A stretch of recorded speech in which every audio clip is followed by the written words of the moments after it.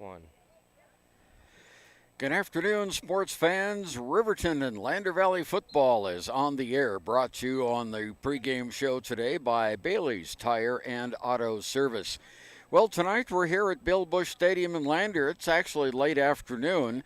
The 0-5 Wolverines meet the 1-4 Tigers. But as we all know, when the red and green get together, throw out those record books, and anything can and probably will happen.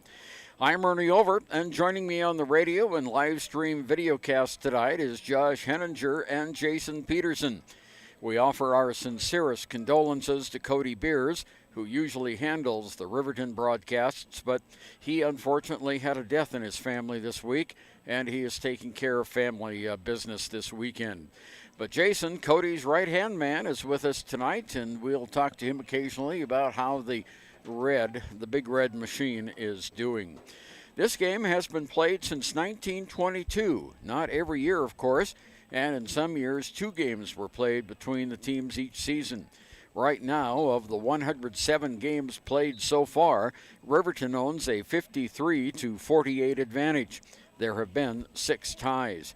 Of late, however, Lander Valley has had the upper hand, winning the last 3 games in a row, 2 on the Wolverines turf and 1 here in Lander. Riverton head coach Troy Anderson is in his 2nd year as coach of the Wolverines and has an overall record to date of 4 wins and 11 losses. The Tigers' John Scott is in his 4th year with a record of 18 wins and 15 losses. Coming up next, the Wyoming Cowboy Report and Prep Report from Eric Pauley. That's next on the Bailey Enterprises pregame show. Go with Bailey's and Bailey's Tire and Auto Service.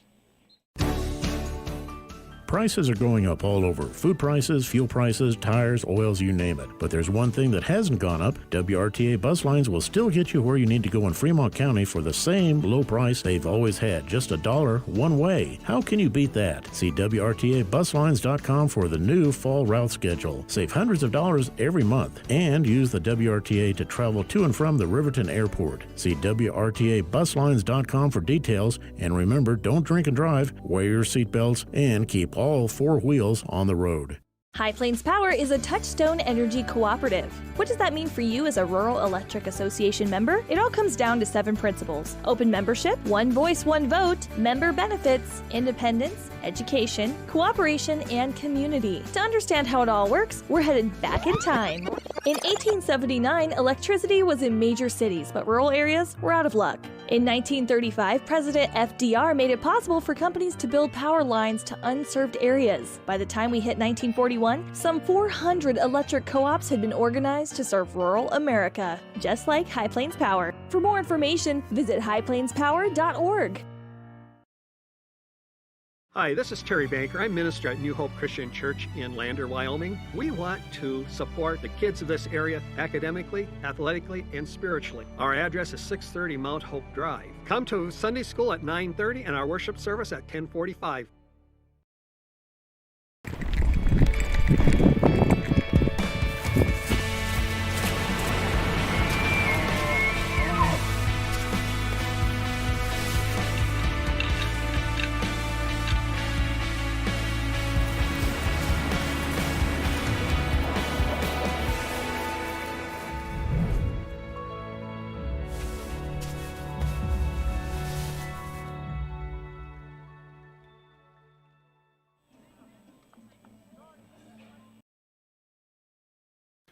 This Saturday will mark the start of conference play for the Wyoming Cowboys as they travel to the Air Force Academy to face the Falcons.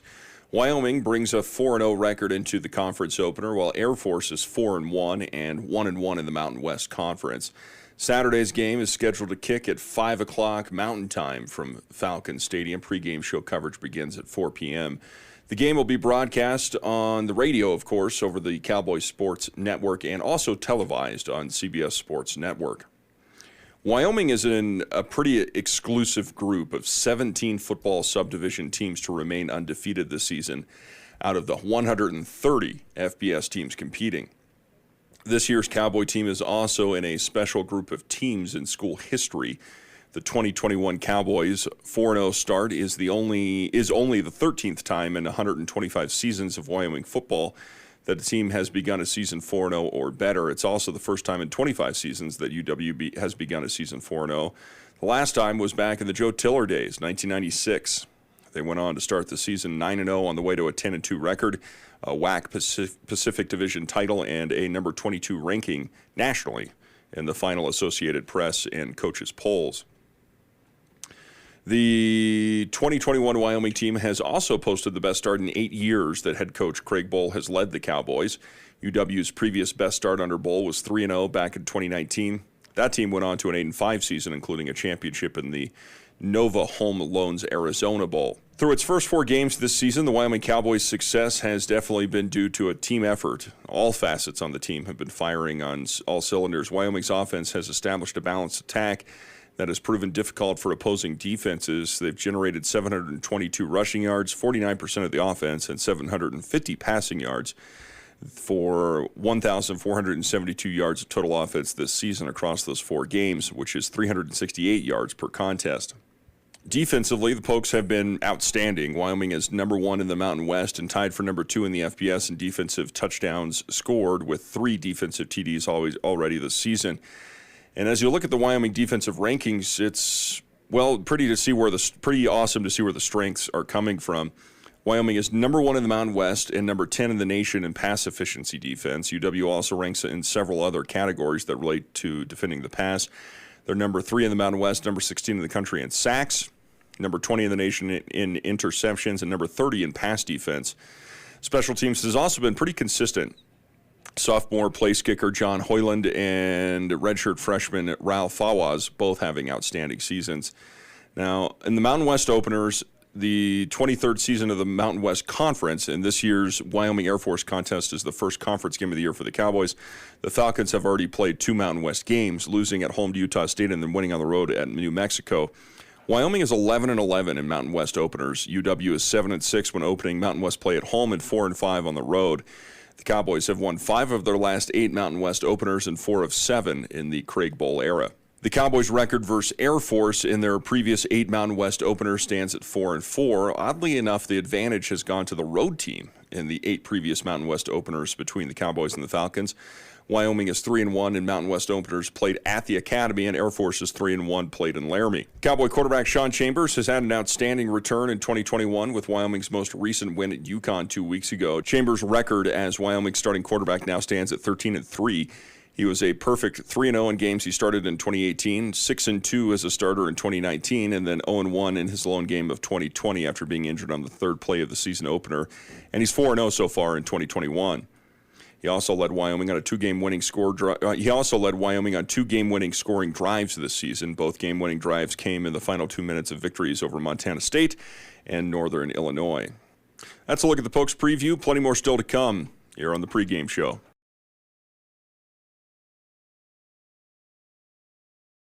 Hi, I'm Mama. Welcome to my kitchen. Mama's Kitchen in Lander is ready to wow you with their home-style fixins. Visit the coffee corner and don't forget to try Mama's biscuits, made just the way her Mama made them. And the Mama before that. With local and specialty ingredients making up their cuisine, it'll be the place you can't get enough of. And just simple, tastes good, delicious, get me all ready for the day. Down to earth, and yes, I would definitely come back. Home cooking like you've never tasted before. 260 Grandview Drive in Lander. Come on down to Grandma's! The team at Lander Dental provides a wide range of services, including preventive, cosmetic, restorative, and reconstructive dentistry in a caring, comfortable setting. Lander Dental Group, 799 South 2nd Street in Lander. It's Physical Therapy Month. It's Physical Therapy Month. It's Physical Therapy Month. It's Physical Therapy Month. It's Physical Therapy Month. It's Physical Therapy Month. October is National Physical Therapy Month, and here at Teton Therapy, we are celebrating all month long. In our Lander and Riverton clinics, we're hosting special events, celebrations, and great giveaways for our patients, past, present, and future. Check us out at Teton Therapy PC on Facebook for more details. Whatever. I like April better. When you purchase your car, do you know if you got the best payment possible? The answer is probably no. Oftentimes, your loan is packed with additional charges that can drive your monthly payment higher than it should be, costing you thousands of dollars more for your car. Hi, this is Patty, and here is your second chance to get the payment you deserve. Visit Atlantic City Federal Credit Union today for a courtesy loan review. We've helped our members save money by refinancing their vehicle with us. Now it's your turn. Open your eyes to a credit union. Atlantic City Federal Credit Union. Welcome back to the pregame show. It's time now for a look at the weekly high school prep report. Now, we do have a bunch of early games today in some of the lower classifications. We had one game yesterday, so expect some results to be updated during game time this week. In action on Thursday, it was number 4 Wind River defeating St. Stephen's by a score of 76-8 in 1A 9-man football. Today, on Friday, in Class 4A, it's Cheyenne South at number 1 Rock Springs. That game is at 6. Cheyenne Central at number 3 Cheyenne East. That game also at 6 p.m. And the number 4 Thunder Basin on the road at Laramie at 6 o'clock. Kelly Walsh makes the trip to number 2 Sheridan. And Campbell County is visiting number 5 Natrona. In Class 3A, it's number 3 Star Valley on the road at number 1 Cody. That one's at 6 o'clock. Number 2 Jackson has Evanston on the road. Powell plays host to Green River, and Powell ranked 4th right now in 3A football. Riverton at Lander, rivalry week there, and that game kicks off at 6 p.m. Final score, Douglas defeats Rollins due to a cancellation. Douglas gets the forfeit there. It's a WHSAA rule. Warland on the road at Buffalo for a 7 o'clock kickoff. 2A football. Kimmer plays number 4 Cokeville on the road. This game's at 1. These are those earlier kicks that we were talking about. Mountain View on the road at Big Piney at 2 p.m. Lyman, number 1 Lyman and Thermop at 4 p.m. Number 3 Level has Pinedale on the road at 6 o'clock this evening. Tongue River at number 5 Wheatland. Burns at Upton. Sundance game being played in Sundance. Glen Rock at Bighorn, and Newcastle makes the trip to number 2 Torrington for a 7 o'clock kick. In 9-man football, Wyoming Indian makes a short trip over to number 2 Shoshone. That one's at 3 p.m. Number 1 Pine Bluffs, newly number 1 Pine Bluffs at Wright at 6 o'clock. Number 3 Lusk has number 5 Rocky at 6 p.m. Moorcroft on the road at Lingle Ford Laramie. That one's at 6. Saratoga makes the trip to Southeast at 6 p.m. as well. And Graybull gets on the bus to go see Riverside. They kick off at 7 p.m. And in 6-man ball, just the one game today, Guernsey Sunrise at KC. That's a 2 o'clock kick. Saturday, chock full of 6-man action. Burlington has an open date. Farson Eden, number 5 Farson Eden is at DuBois at 2. And then number 2 Encampment makes the trip to Hannah Elk Mountain. Number 3 Matitsi at number 1 LSR, 2 p.m. kick. And then Midwest on the road at number 4 Hewlett. That's a look at the weekly prep report. Plenty more still to come here on the pregame show.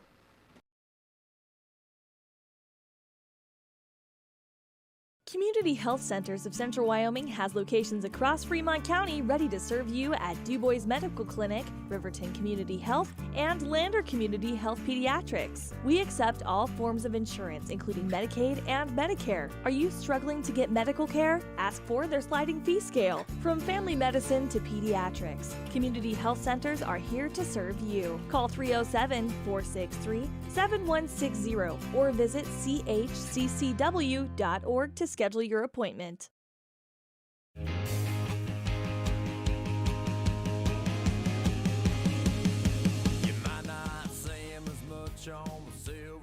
I'm Bo Clark, coach of the University of Wyoming rodeo team, reminding you that putting on a seatbelt doesn't take 8 seconds and it can save your life.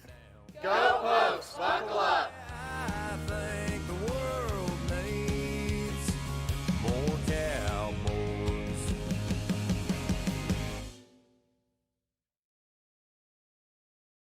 Why should your new floor come from Carpet One? Because we're passionate about the spaces our neighbors call home. We're part of your community, and we're also part of the world's largest cooperative of independently owned and operated flooring stores. So you can be sure you'll get great selection and outstanding value with every installation. Whether it's carpet, hardwood, tile, or luxury vinyl, our experts take the guesswork out of choosing the right floor. We're your local Carpet One Floor and Home, the one store for your perfect floor. Your car or truck is an investment. When it needs repairs, you need someone you can trust to do the job right. Take it to Gunners Automotive. They repair all makes and models of cars and trucks, from oil changes to brakes, tires, and more. Gunners Automotive, 856-2288. In any sport, athletes face the chance of sustaining an injury. According to the Athletic Training Association, 90% of student athletes reported some sort of sports-related injury. What's more, is 54% report playing while injured. For various reasons, sports-related injuries are increasingly leaving our youth at risk of exposure to opioid-based pain medication. Fremont WhenTheGameSlowsDown.com is here to help navigate monitoring medication, social support, and suggestions on what to do when the game slows down. Brought to you by Fremont County Prevention Program. Okay, Ernie over here. Joining me tonight on the broadcast is Josh Henninger and Jason Peterson. You know, looking at these two teams and comparing their season statistics, Lander is a stronger passing team, averaging 206 yards through the air each game and 75 yards rushing. Riverton also has a strong passing game, but they only average 92 yards per game, while on the ground, the Wolverines have just averaged over 46 yards per game. So it appears that Lander Valley would have the edge in tonight's game. But again, this is a rivalry game, and the two schools only 25 miles apart. So let's play the game and see how it goes. Lander is led by its junior signal caller, Brendan Stauffenberg, with tailbacks Matisse Weaver and fullback Zach Larvey completing the backfield. The Tigers have three excellent receivers in Tisso Gwynna, Gabe Harris, and Jonah Brown, averaging 61, 58, and 48 yards receiving per game, respectively. Riverton's Nathan Hutchison completes about 45% of his passes and averages 92 yards a game. His top receivers are Lucas Engel and Tanner Johnson with 48 and 29 yards per game, respectively. Engel, however, is the workhorse, having caught 23 passes already this year, with Johnson having 7 receptions. One of Riverton's strength that we'll be paying attention to in tonight's broadcast is the kicking game. Ty Sheets returning both punts and kicks, and punter Tanner Johnson averaging about 32 yards per kick. He's had 1 field goal so far this season and has converted 3 point-after touchdowns. For the Tigers, Matisse Weaver averaged just under 39 yards per kick. He's nailed 10 extra-point kicks this year, 1 field goal, and 1 two-point conversion. And Josh Henninger, we're waiting with bated breath here for the arrival of tonight's game ball, and it's going to be a little special. Yeah, we did get a little information from John Gabrielson, who was talking to us here before we got started. He's also going to be doing the PA duties tonight. The game ball is going to be delivered by Classic Air Medical. They're going to bring the helicopter in, drop the game balls off here on the field, and give them to each captain. So little twist on the rivalry week, and like you said, you know, on paper, you can throw that out the window, whether it's Lander, Riverton, Wyoming, CSU, Broncos, Raiders, Yankees, Red Sox, as we saw earlier a couple days ago this week. You know, you can put all the stats and paper out there that you want, but you can throw that all out the window when it comes to that traveling trophy here between the Tigers and the Wolverines. Now, do you know when the first helicopter landed at a Lander football game? Do you remember that? I have no idea. Well, you were just a gleam in your future parents' eyes. It was 1965, and a helicopter, a very small helicopter, arrived at halftime of the Lander football game, and I don't remember who they were playing. But in there was Clifford Hansen, the governor of Wyoming, who's running for U.S. Senator. And they made a political stop right in the middle of the football field and shook hands, and then the helicopter took off. But that was the first helicopter that showed up here in Lander at a football game. I'll be dang. That's an interesting bit of information. My dad was only 6 years old then. Well, you know, the first helicopter at a Riverton game, I hear it coming. Well, I hear it coming now, but it was right after Classic Air Medical set up shop in Riverton, and before their season opening game, they brought the game ball in to Wolverines Stadium and landed, and we're looking right now at the helicopter as it is circling Bill Bush Stadium here in Lander. They're going to make one sweep around to check out the surroundings here, and then they are going to come in and deliver the game balls. And they've got their red and black helicopter, so they're with the Riverton colors tonight on that. We don't have a green and white helicopter here, but we do have a red and black one. Yeah, unfortunately there's no green and black helicopter. You've got red and black and then a white and red one, I believe Guardian is. Yeah, well, Tip Top Search and Rescue in Pinedale has a lime green helicopter. That's true. Yeah, that's true. They do have that. So here comes the helicopter, and they are looks like they're going to land on this end of the field, Josh. They're coming in right now. Matter of fact, I'm going to get a video of this as we get two videos on this going right here. Here comes the helicopter. Yeah. Okay, here we go. It's coming in. And it's always a fun thing to see the helicopters flying by the stadium. And everyone is, looking up in the air. They're craning their necks to see what they can see. Right. And now the airship is going to turn around again and come down and land. So it's Lander versus Riverton here tonight, a big county rivalry game. As you heard in the pregame show, Riverton has won 58 of the previous 107 games. Lander has 53 of the previous games. Lander has won 48, and there have been 6 ties in this series. So this will be the 108th edition of the Tigers and the Wolverines on the gridiron. Yeah, it's going to be a big matchup. It's not only a rivalry matchup, it's also a conference matchup as well between the Tigers and the Wolverines. And both teams are trying to get their second halves of the season turned around, as both teams have 3 games left this year.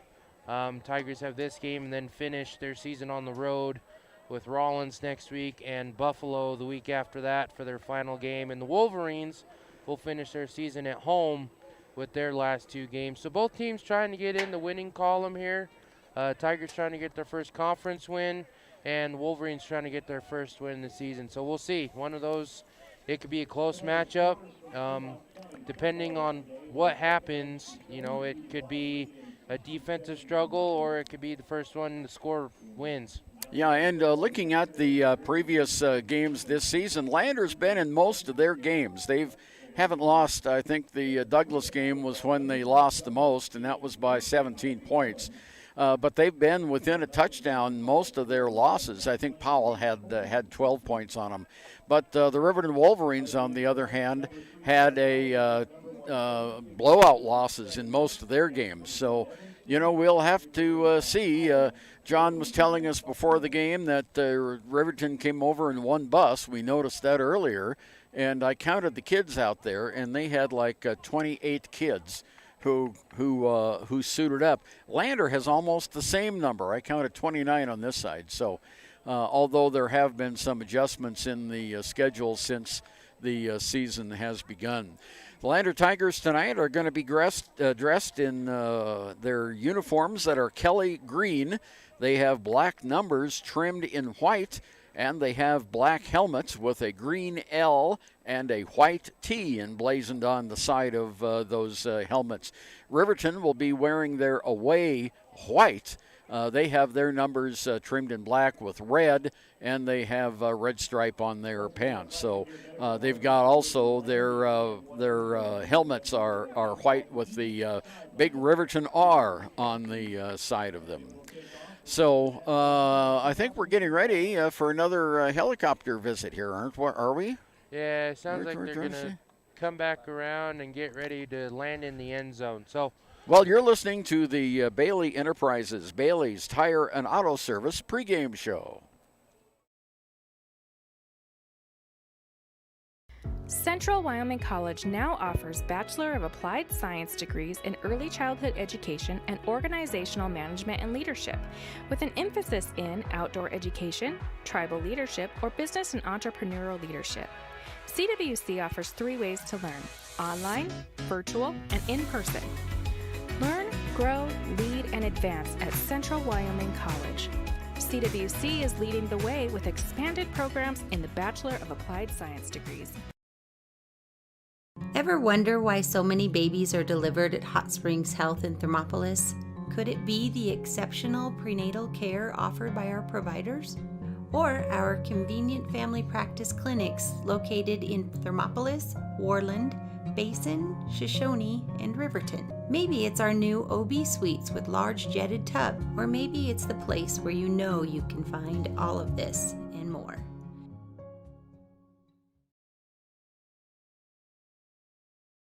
The choice is yours. Sutherland's Friends of the Family Plus Consumer Credit Card lets you choose from 5% off instantly at the register or special financing on qualifying purchases. That means no forms, no waiting, no rebates. You can choose 5% off instantly with your Sutherland's credit card. Got a big project? Choose special financing. The choice is yours with Sutherland's Friends of the Family Plus Consumer Credit Card. Subject to credit approval. Minimum monthly payment required. See store for details. Only at Sutherland's.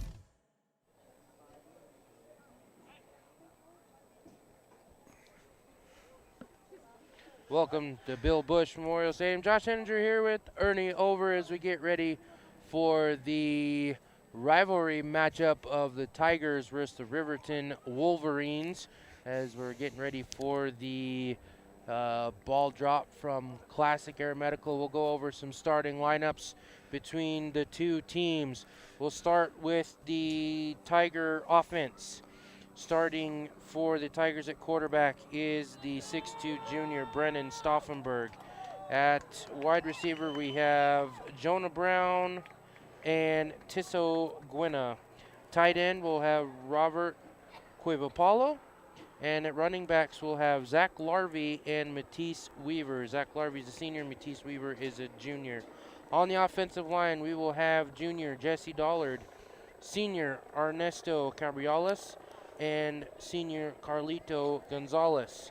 And also on the offensive line, we will have junior Cody Cunningham, the student section favorite. His name often gets mentioned with the student section here in Lander. And the senior William Shade.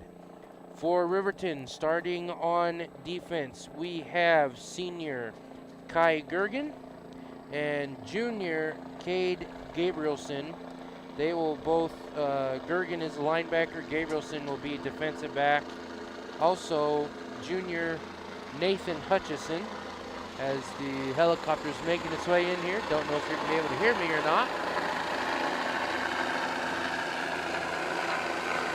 As they are about to touch down at midfield, right in the Tiger logo, to deliver the game ball. All right, starting at defensive back, senior number 23, Tanner Johnson, as well as linebacker, junior Donald Grosh. And on the defensive line, we have number 50, senior Chris Topham. Braden Vincent, who is a junior, he's going to be number 52. And we have the junior 6 foot, 75 pounds, number 58, Jackson Hill, and junior Parker DeVries, and number 59. Your last defensive lineman will be Ryan Watson. He is a sophomore. He'll be number 65. And lining up at the defensive back position, number 89, the senior, 6'6", 180 pounds, by far the tallest kid on the roster for either team, Lucas Engel, number 89, the senior, as the Tigers and the Wolverines have received game balls from the Classic Air Medical helicopter. They'll be lifting off, heading out.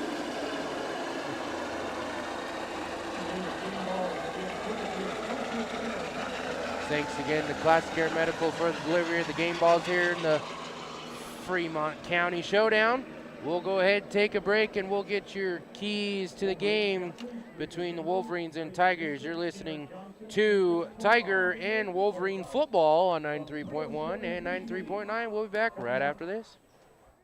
From the wide open spaces to the canyon near you, Wyoming.com is reaching more homes and businesses than ever before.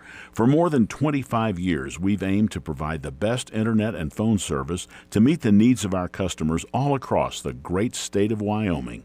Now it's getting even better. Wyoming.com, expanding to an area near you. Wyoming.com. We're out there.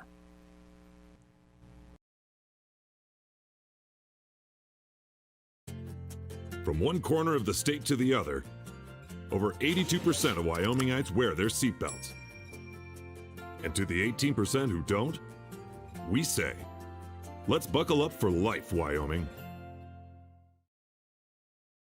Gotchi Rehabilitation and Wellness knows what it means to be on top of your game. For over 60 years, Gotchi has led the field in providing physical therapy, occupational therapy, and wellness in Thermopolis and their facilities in Worland, Basin, Powell, Cody, and Shoshone. Whether you're recovering from an injury, deconditioned, post-stroke, or just looking to take control of your health, you'll find years of dedicated experience paired with personal care at Gotchi Rehabilitation and Wellness.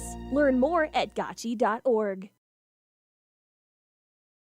Is your resolution this year to be healthier? You may have made a commitment to improve your physical health, but don't forget about your financial health. Atlantic City Federal Credit Union is listed as one of the healthiest credit unions in the U.S., and we are the healthiest credit union in Wyoming, according to depositaccounts.com. Don't risk having your accounts anywhere else. Become a member today and accomplish your first resolution by becoming healthier. Financially speaking, that is. Federally insured by NCUA. Open your eyes to a credit union. Atlantic City Federal Credit Union. Tyler Watson State Farm is a proud sponsor of Wolverine Athletics. They believe youth sports are the gateway to future skills that help our kids succeed in life. Teamwork, leadership, time management, and how to perform under pressure can all be learned on the field or in the gym. Good luck to each and every one of the student athletes in Fremont County from the team at Tyler Watson State Farm. 618 Washington Avenue in Riverton. Call 856-4118 or visit insuringriverton.com. Like a good neighbor, State Farm is there. Prices are going up all over. Food prices, fuel prices, tires, oils, you name it. But there's one thing that hasn't gone up. WRTA bus lines will still get you where you need to go in Fremont County for the same low price they've always had. Just $1 one way. How can you beat that? See WRTAbuslines.com for the new fall route schedule. Save hundreds of dollars every month. And use the WRTA to travel to and from the Riverton Airport. See WRTAbuslines.com for details. And remember, don't drink and drive. Wear your seatbelts and keep all four wheels on the road. High Plains Okay, back again at Bill Bush Stadium. We're getting ready for the kickoff of today's game. The Lander Tigers did win the toss between the captains at the center of the field and elected to receive. And the Riverton Wolverines will be defending the goal to the north. And Josh, we just had a really interesting thing happen out in the pasture just north of the football field. Yeah, the cows are getting escorted from one side to the other. Looks like it's feeding time over there, and maybe feeding time for the Tigers and or the Wolverines as we get ready for this rivalry game. Yeah, we'll see how that goes. And joining us on the broadcast today, I'm Ernie Over, sitting in for Cody Beers on KTAK, and we have Josh Henninger with us and Jason Peterson. Cody's usual color guy is with us tonight doing the camera duties on WyoToday.com.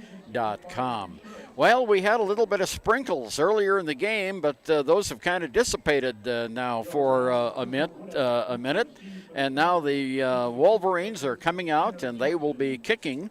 And it will be the kicker for the Wolverines is Tanner Johnson, number 23. He'll be setting it up there at the 40-yard line. Deep back for the Lander Tigers, we have Tissa Guina, and we have Jonah Brown. So that is the look. The Wolverines are in their pregame kickoff, and this county rivalry game is about to begin. Okay, there we go. Johnson approaches the tee, kicks it. It's a high end-over-end kick into the end zone, and the Tigers will start at their own 20-yard line. One thing I noticed last week, looking at reviewing the game, Riverton versus Buffalo, Tanner Johnson has a huge leg. He booted a 78-yard punt last week.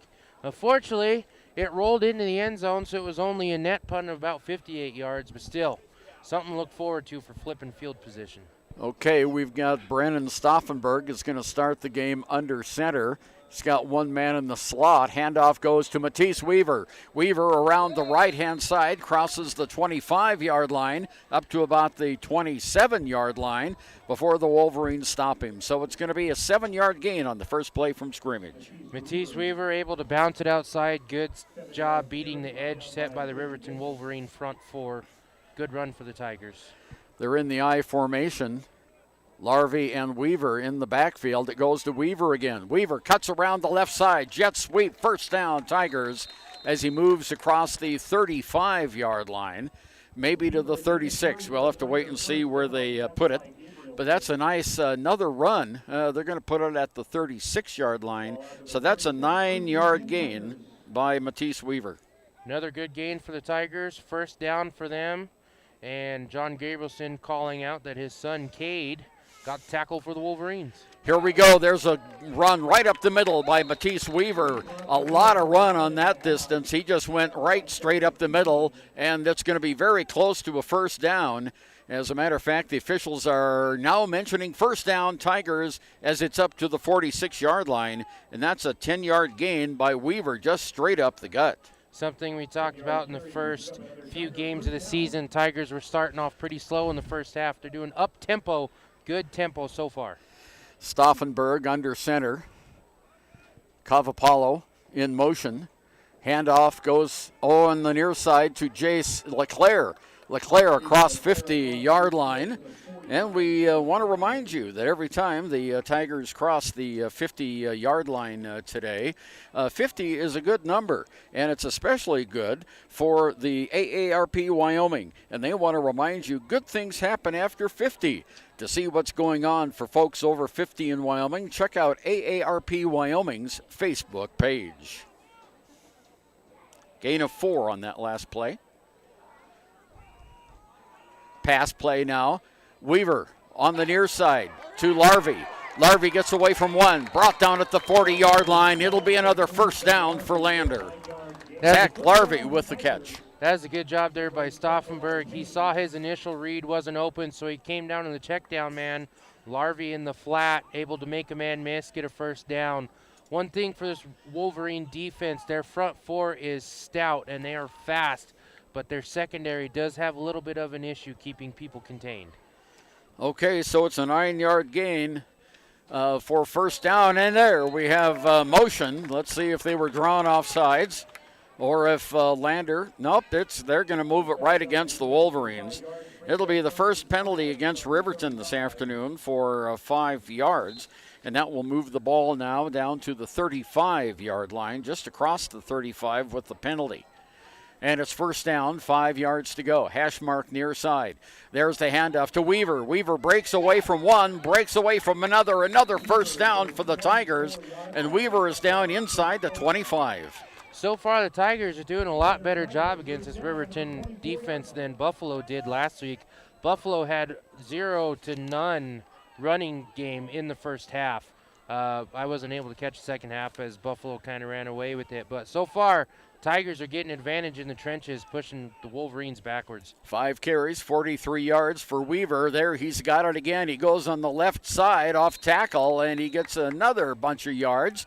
And they're going to mark him down at about the 16, 17-yard line. It's going to be down to the 17-yard line. So that's a gain of 7 on that play. And Weaver's been picking up most of the yardage here. He has 6 carries, 50 yards. Stauffenberg under center, the offset eye. Wide receivers out on each side. Now a man in motion.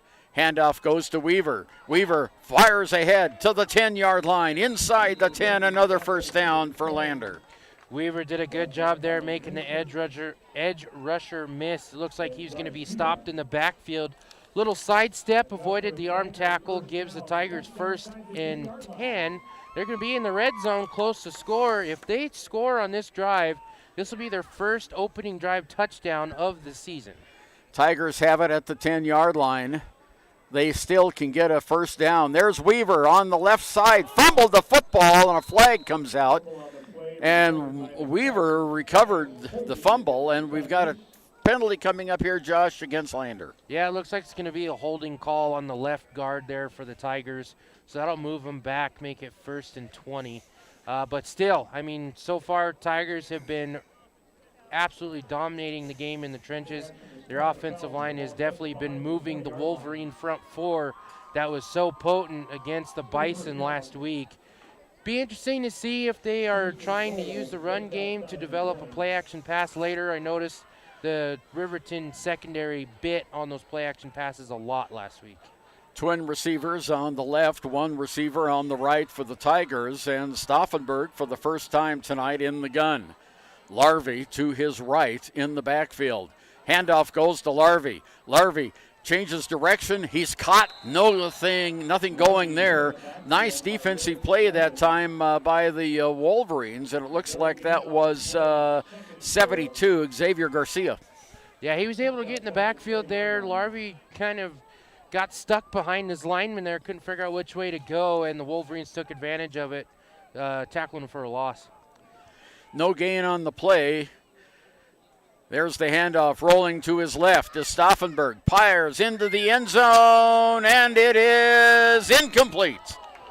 Boy, that was a pretty good shot that time, and defending back there was Tanner, I believe, Tanner Johnson. Tanner Johnson was there in good coverage in that defensive back spot. Stauffenberg saw his receiver late. Unfortunately, Johnson was able to recover and close that gap. It was a one-on-one 50-50 ball. Stauffenberg put it in a good spot where only his receiver was going to get it. Good timing on the hit by Johnson to force it incomplete.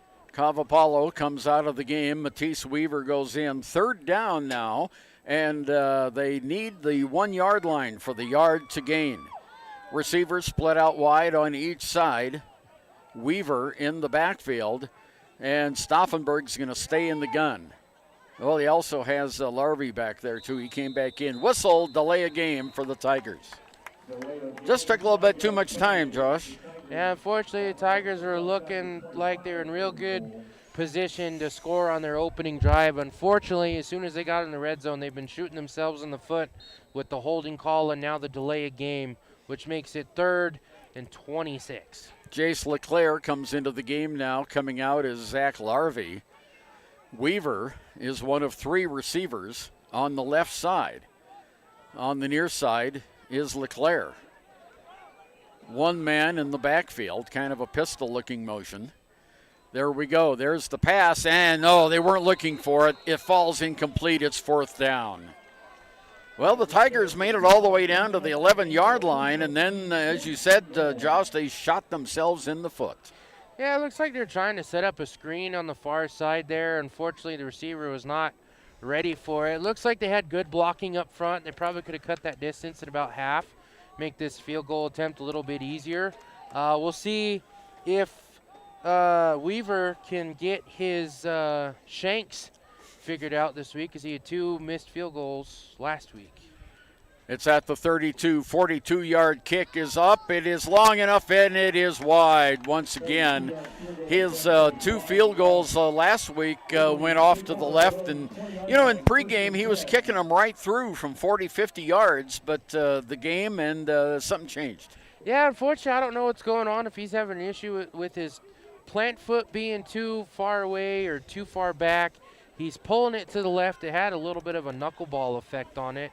Not that good end-over-end toppling motion that you like to see. So hopefully he's able to get that corrected and get out of that funk with 3 straight missed field goals. Well, the Wolverines take the field for their first time tonight. Lander started at the 20-yard line. Where did they start, Ernie? They started at the 20-yard line, made it all the way down to the 11 before the penalties started.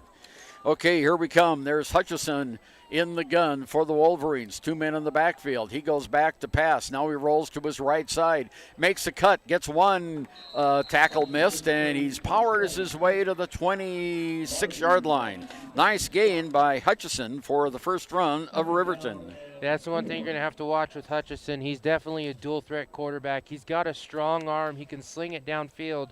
Unfortunately, his precision isn't quite there with his completion percentage in the mid to upper 40s. But when he doesn't see anybody open, he has no problem taking it with his legs downfield. Nathan Hutchison in the gun. He's back about the 20-yard line. Receivers 2 on the left, 1 on the right. Handoff goes to Sheets in the middle. He's caught in the backfield and down. And a flag comes out after the play. So let's see what the call is going to be here.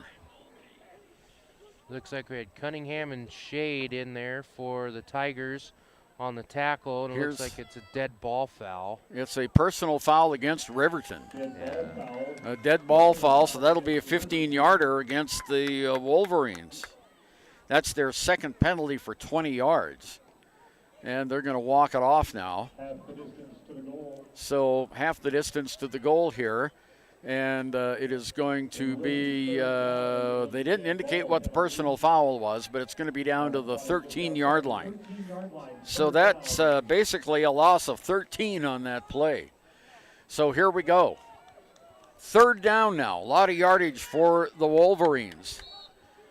In the backfield, Nathan Hutchison in the gun. 1 man in the slot. He rolls to his right side, looking downfield, still looking, and he uncorks a long pass downfield. That's intercepted by the Tigers at the 47-yard line. And coming up with that football is, who got that? Looks like Stauffenberg got it. Oh, 10, Brandon Stauffenberg. So Riverton had that long pass. That was a pretty good pass. That had a lot of motion in the air.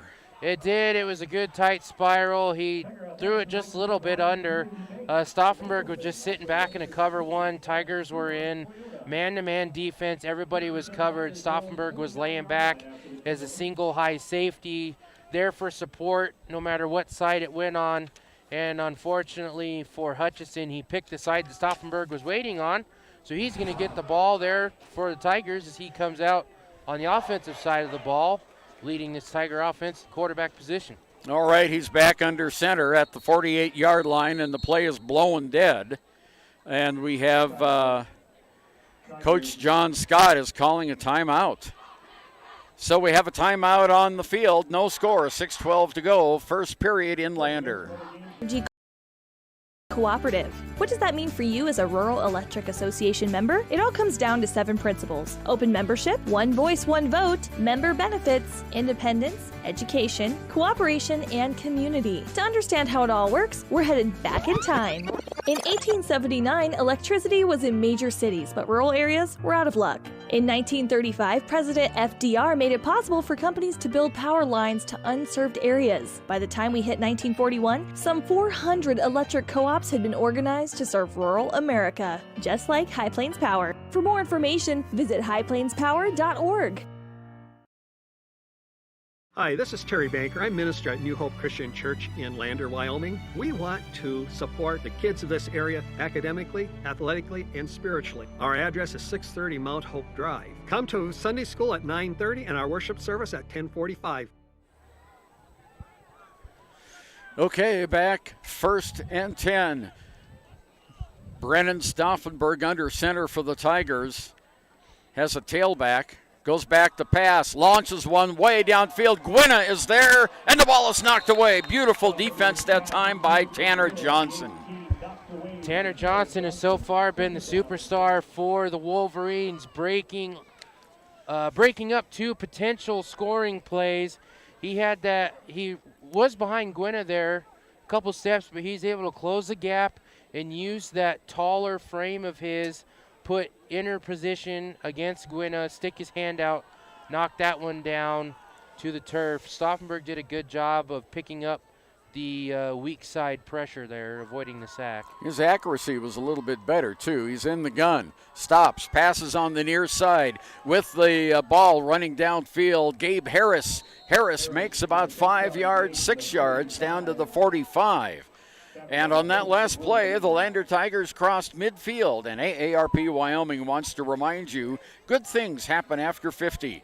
To see what's going on for folks over 50 in Wyoming, check out AARP Wyoming's Facebook page. As you expect between the Tigers and the Wolverines, the chippiness is already starting to pick up.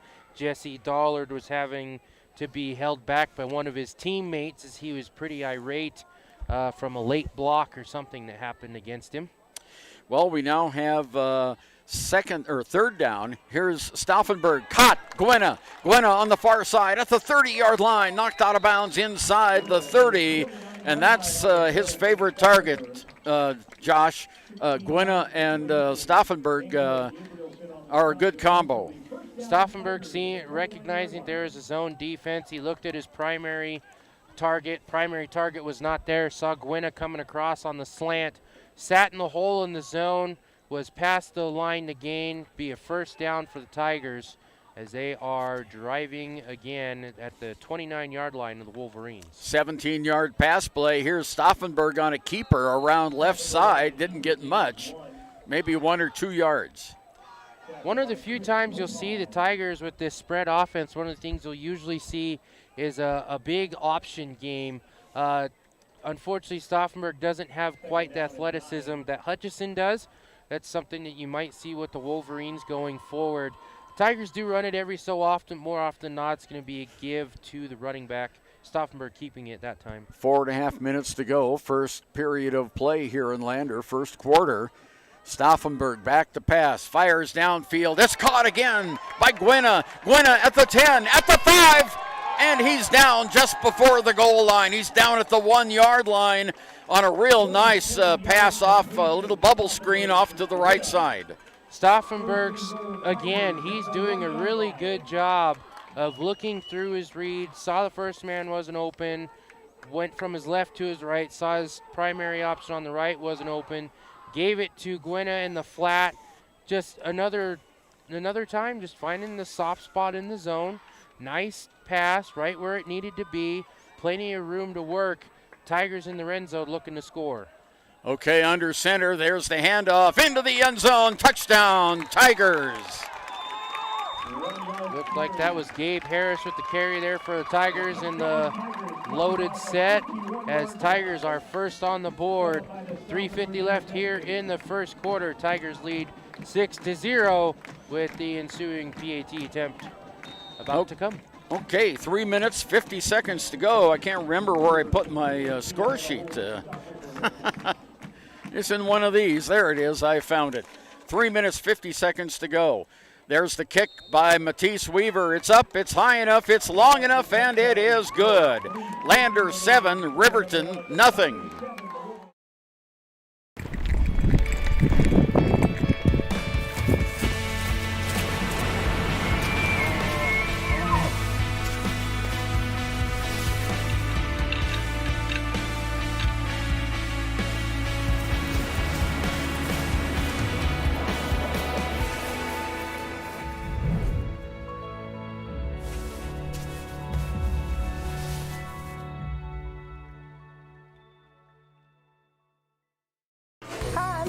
Welcome to my kitchen. Mama's Kitchen in Lander is ready to wow you with their home-style fixins. Visit the coffee corner and don't forget to try Mama's biscuits, made just the way her Mama made them. And the Mama before that. With local and specialty ingredients making up their cuisine, it'll be the place you can't get enough of. And just simple, tastes good, delicious, get me all ready for the day.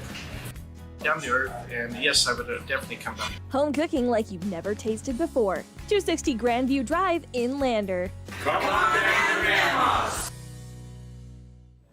Ty Sheets and Chris Rennig back for the Riverton Wolverines. Weaver to kick off from the 40-yard line.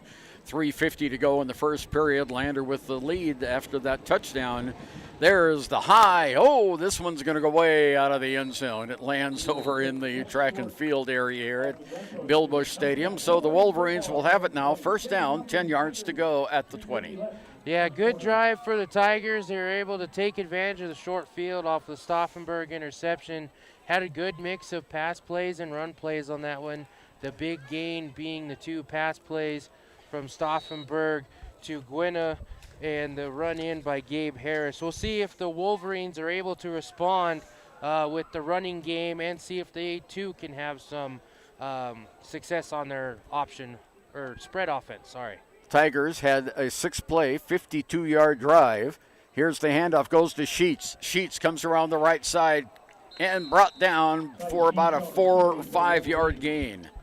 Tigers did a good job on the defense there on their front 7, extending that play, forcing it to the edge, able to set that edge block, get ahead of the Wolverine offensive line, and just extend that play to the perimeter and force the running back out of bounds without giving him a cutback option. Clock moving, 3:25 to go, first quarter here in Lander.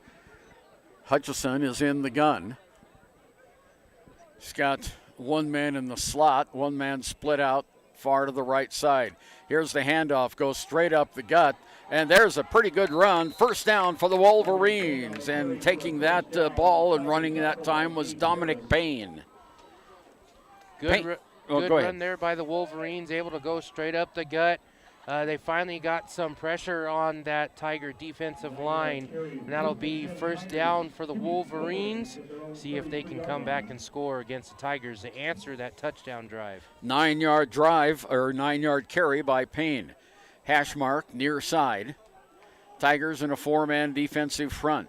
One man in the slot. There's the handoff to Payne again. He's got some room across the 40, close to the first down at about the 43-yard line. Looks like it's going to be just about a yard short.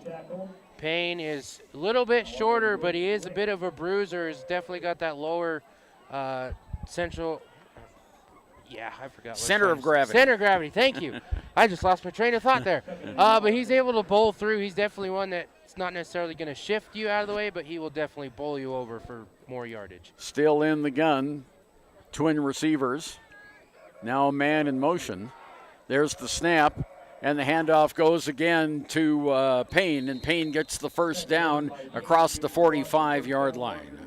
Riverton's making a good adjustment here. They noticed on their last couple drives that the Tigers were getting pressure on the edge, which they're doing this time as well, but they're not matching that pressure inside up the gut. Riverton is adjusting instead of the edge runs where they're bouncing it outside, just doing some inside zones and draws by the running back straight up the gut. Just to left and right of center, getting good yardage. Second first down this drive. Inside, 2 minutes to go now in the first quarter. There's the handoff, goes to Sheets. Sheets on the right-hand side is caught. There will be no gain there, maybe a yard on the far side. There was a pretty good pursuit that time by the Green defense. Yeah, right on cue. As soon as I mentioned the edge pressure, Riverton decides to go with the jet sweep with their slot receiver there in Sheets. And again, the pursuit was fast enough for the Tigers. This defensive line is pretty athletic and agile, where they will force you and extend the play to the perimeter, force you out of bounds. Okay, we have Tanner Johnson split out wide to the one side, twin receivers on the other. There's the handoff up the middle again, and nothing doing that time as Payne is caught at the line of scrimmage. Probably no gain on the play, maybe even a loss. No gain there for the Wolverines. Looked like the first one there to get the tackle was Matisse Weaver for the Tigers. He was able to hold him up, and then the rest of the pack of Tigers were able to wrap him up and bring him down. It'll be third and long for the Wolverines. See if they go to a pass play here to get to the line to gain. Half a minute to go here in the first period from Bill Bush Stadium in Lander. The Tigers leading Riverton 7-0. In the gun, Hutchison calls out the Kent. There it goes again to Payne. Payne finds a little bit of running room, and he is brought down short of the first down right at midfield. So it's only going to be a gain of 4 yards on the play. One of the things that you'll want to do when it's third and medium, third and long, trying to get the defense on their toes and get them off script, is go with that halfback draw in the spread formation. thinking it's a pass play, and it ends up being a run. They drop back and covered for the pass, don't cover the run. Fortunately, they weren't able to do so to get the line to gain. It'll be 4th down, as that is the end of the first quarter. We'll be back with the second act between Tigers and Wolverines here on Wow Today, YouTube and Facebook, and 93.1, 93.9. We'll be right back after this. The team at Lander Dental provides a wide range of services, including preventive, cosmetic, restorative, and reconstructive dentistry in a caring, comfortable setting. Lander Dental Group, 799 South 2nd Street in Lander. It's Physical Therapy Month. It's Physical Therapy Month. It's Physical Therapy Month. It's Physical Therapy Month. It's Physical Therapy Month. It's Physical Therapy Month. October is National Physical Therapy Month, and here at Teton Therapy, we are celebrating all month long. In our Lander and Riverton clinics, we're hosting special events, celebrations, and great giveaways for our patients, past, present, and future. Check us out at Teton Therapy PC on Facebook for more details. Tanner Johnson back to punt for the Wolverines on 4th down and 5. Tissot Gwinna back for the Lander Tigers. Johnson will be kicking from about the 35. There's a high kick. That'll let the defense get down. Gwinna catches it. Fair catch called at the 10. Tigers almost got a block there by their near side gunner with the pressure. Actually, both sides were able to get there.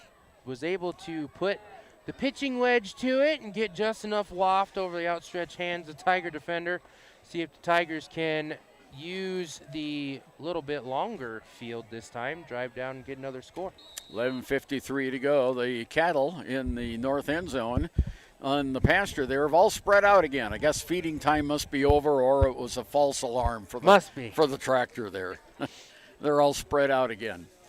Okay, Tigers, 11:53 to go here, first half from Bill Bush Memorial Stadium. Under center is Stauffenberg. One man, the tailback, gets the call, and that's going to be Larvey.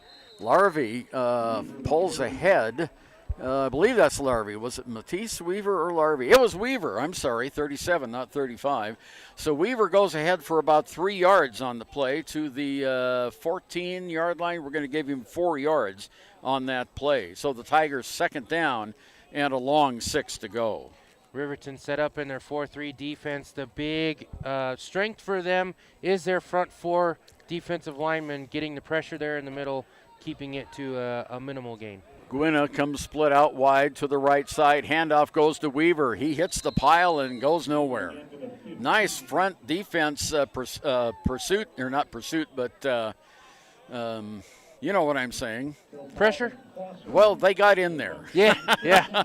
They did a good job blocking up the holes. I mean, you look at it just from this vantage point, the defensive linemen do look like they are significantly larger than the Tiger offensive line. See if the Tigers can get that same sort of pressure they had in the first quarter, driving backwards. Weaver now has 60 yards. There is on the outside. Jet sweep, first down, Tigers. Just a good pitch out there to the outside. Had a good block set up by the far side receiver, as well as the far side guards from the offensive line for the Tigers. He chose his lane. He had a huge running lane to go through. Good job picking up the first down. Nothing too fancy, just short, simple gain, enough to get a first down for the Tigers. Stauffenberg visits with Coach John Scott on the sideline. Now comes back into the huddle at the 10:15 mark of the second quarter. Receivers split out wide on each side. Under center is Stauffenberg. Stauffenberg has the handoff, goes on the near side, and this for the Tigers is Jace LeClaire, and he picks up a few yards. Looks to cross the 25-yard line, and they're going to mark him at the 26-yard line. It'll be the 28-yard line. I'm sorry. 6 yards on the gain by LeClaire. Good first down run, makes it second and short for the Tigers. See if they can get it punched through for a first down. Ashmark near side. There's the handoff to LeClaire again. He's got a little bit of yardage, and he's going to be across the line to gain. First down for the Tigers near the 30. 8-yard line. It is a first down for the Tigers as they move it. Let's see, that's where the 34-yard line. So that's another 6-yard gain. 2 6-yard gains in a row by LeClaire. LeClaire able to make the first man miss, trying to do the little arm tackle. He kind of shrugs it off, sees where the chains are at, gets past him, another first down. Here's Stauffenberg. Handoff goes right up the middle. Good yardage on the carry that time by Zach Larvey. Tony's his dad. I don't know what that flag was for, but that offensive lineman for the Tigers, I believe it was Cunningham, got through and had an absolute pancake. Looks like it's going to be a penalty against the Wolverines. Yeah, it's going to be a face mask against Riverton. So they will mark it off from the spot of the foul, and we'll go from the 36-yard line, and it is a minor one to the 44-yard line on the penalty. So there we go, as Larvey that time had 6 yards. So here we go at the 44-yard line, hash mark far side of the field. Twin receivers on the left side, back to pass to Stauffenberg. Fires it downfield, it's knocked down, caught. That was Covapalo. Covapalo with the catch. There is a flag in the backfield, however, Josh. Yeah, I'm not sure if that's going to be a holding call or Tigers are moving forward, so it's looking like maybe it's a late hit, roughing the passer possibly against the Wolverines. Yeah, they're talking to Coach Scott. It's going to be against Riverton. Personal foul, roughing the passer. Yeah. And that's going to put the Tigers in great field position. The carry was down to the 30-yard line, and that was, 26 yards on the pass play that time. Plus the 15-yard penalty, it'll move the Tigers into the red zone. Good job there noticing the open receiver in the slot, Coivapalo. The Wolverines drop back into zone coverage again, and Coivapalo noticed there's nobody around, presented himself, turned around. Stauffenberg saw him. Good pitch and catch. First down. First down at the 15-yard line. Powering his way straight ahead for a couple of yards is Weaver. And let's see, is that Weaver? Oh, I can't tell from this distance. Got to put the no, that was Larvey. That was Zach Larvey. And the gain goes from the 15 down to the 12. 3-yard gain by Larvey. So we're down to the 12-yard line now. Tigers knocking on the door. 8:02 to go here, first half. Under center is the quarterback, Brennan Stauffenberg. Full house look in the backfield. Handoff goes on the near side. With it is Larvey. He powers his way inside the 10. Oh, I'm sorry, that's Weaver. Matisse Weaver. Picking and choosing his way as Weaver, as he was being patient there, just waiting for the blocks to line up with his linemen and his fullbacks in front of him. That full house look, something that Tigers ran a lot last year, is they had a lot more powerful ground game, whereas this year they've got some athleticism at receiver. Pick and choose your lane, find a good hole, and put it through for a first down. There's that full house look in the backfield again. Stauffenberg under center, and we have a jump. That'll be against the Tigers. Stauffenberg jumping up and down, trying to get the easy first down with the hard count. Unfortunately, the offensive lineman wasn't quite ready for that. So again, Tigers in the red zone, just like their first drive. Moving backwards, biting themselves in the foot again. See if they can pick it up on 3rd and 6, 3rd and 7. Third penalty, sorry, Josh. Third penalty for 20 yards against the Tigers. Now Stauffenberg gets the play from John Scott up to the line of scrimmage. Go the Tigers. And they are now at the 12-yard line, back where they were before. In the gun now. There's the pass over in the far side to Weaver. Weaver is tackled right at the 10-yard line. That's a pretty good tackle that time. Just a little swing pass out to Weaver in the flat, and Riverton was able to read it as it was number 52, Braden Vincent, the junior for the Wolverines, coming out with the big tackle, making that completion. So that'll help the completion percentage, but won't improve the yardage at all. No, just 3 yards on the play. Okay, coming out again. Ready to go for the Tigers. Field goal attempt by Weaver. Snap, the kick is up, it's high enough, and it's good! Weaver gets the field goal, and the Tigers take a 10-0 lead.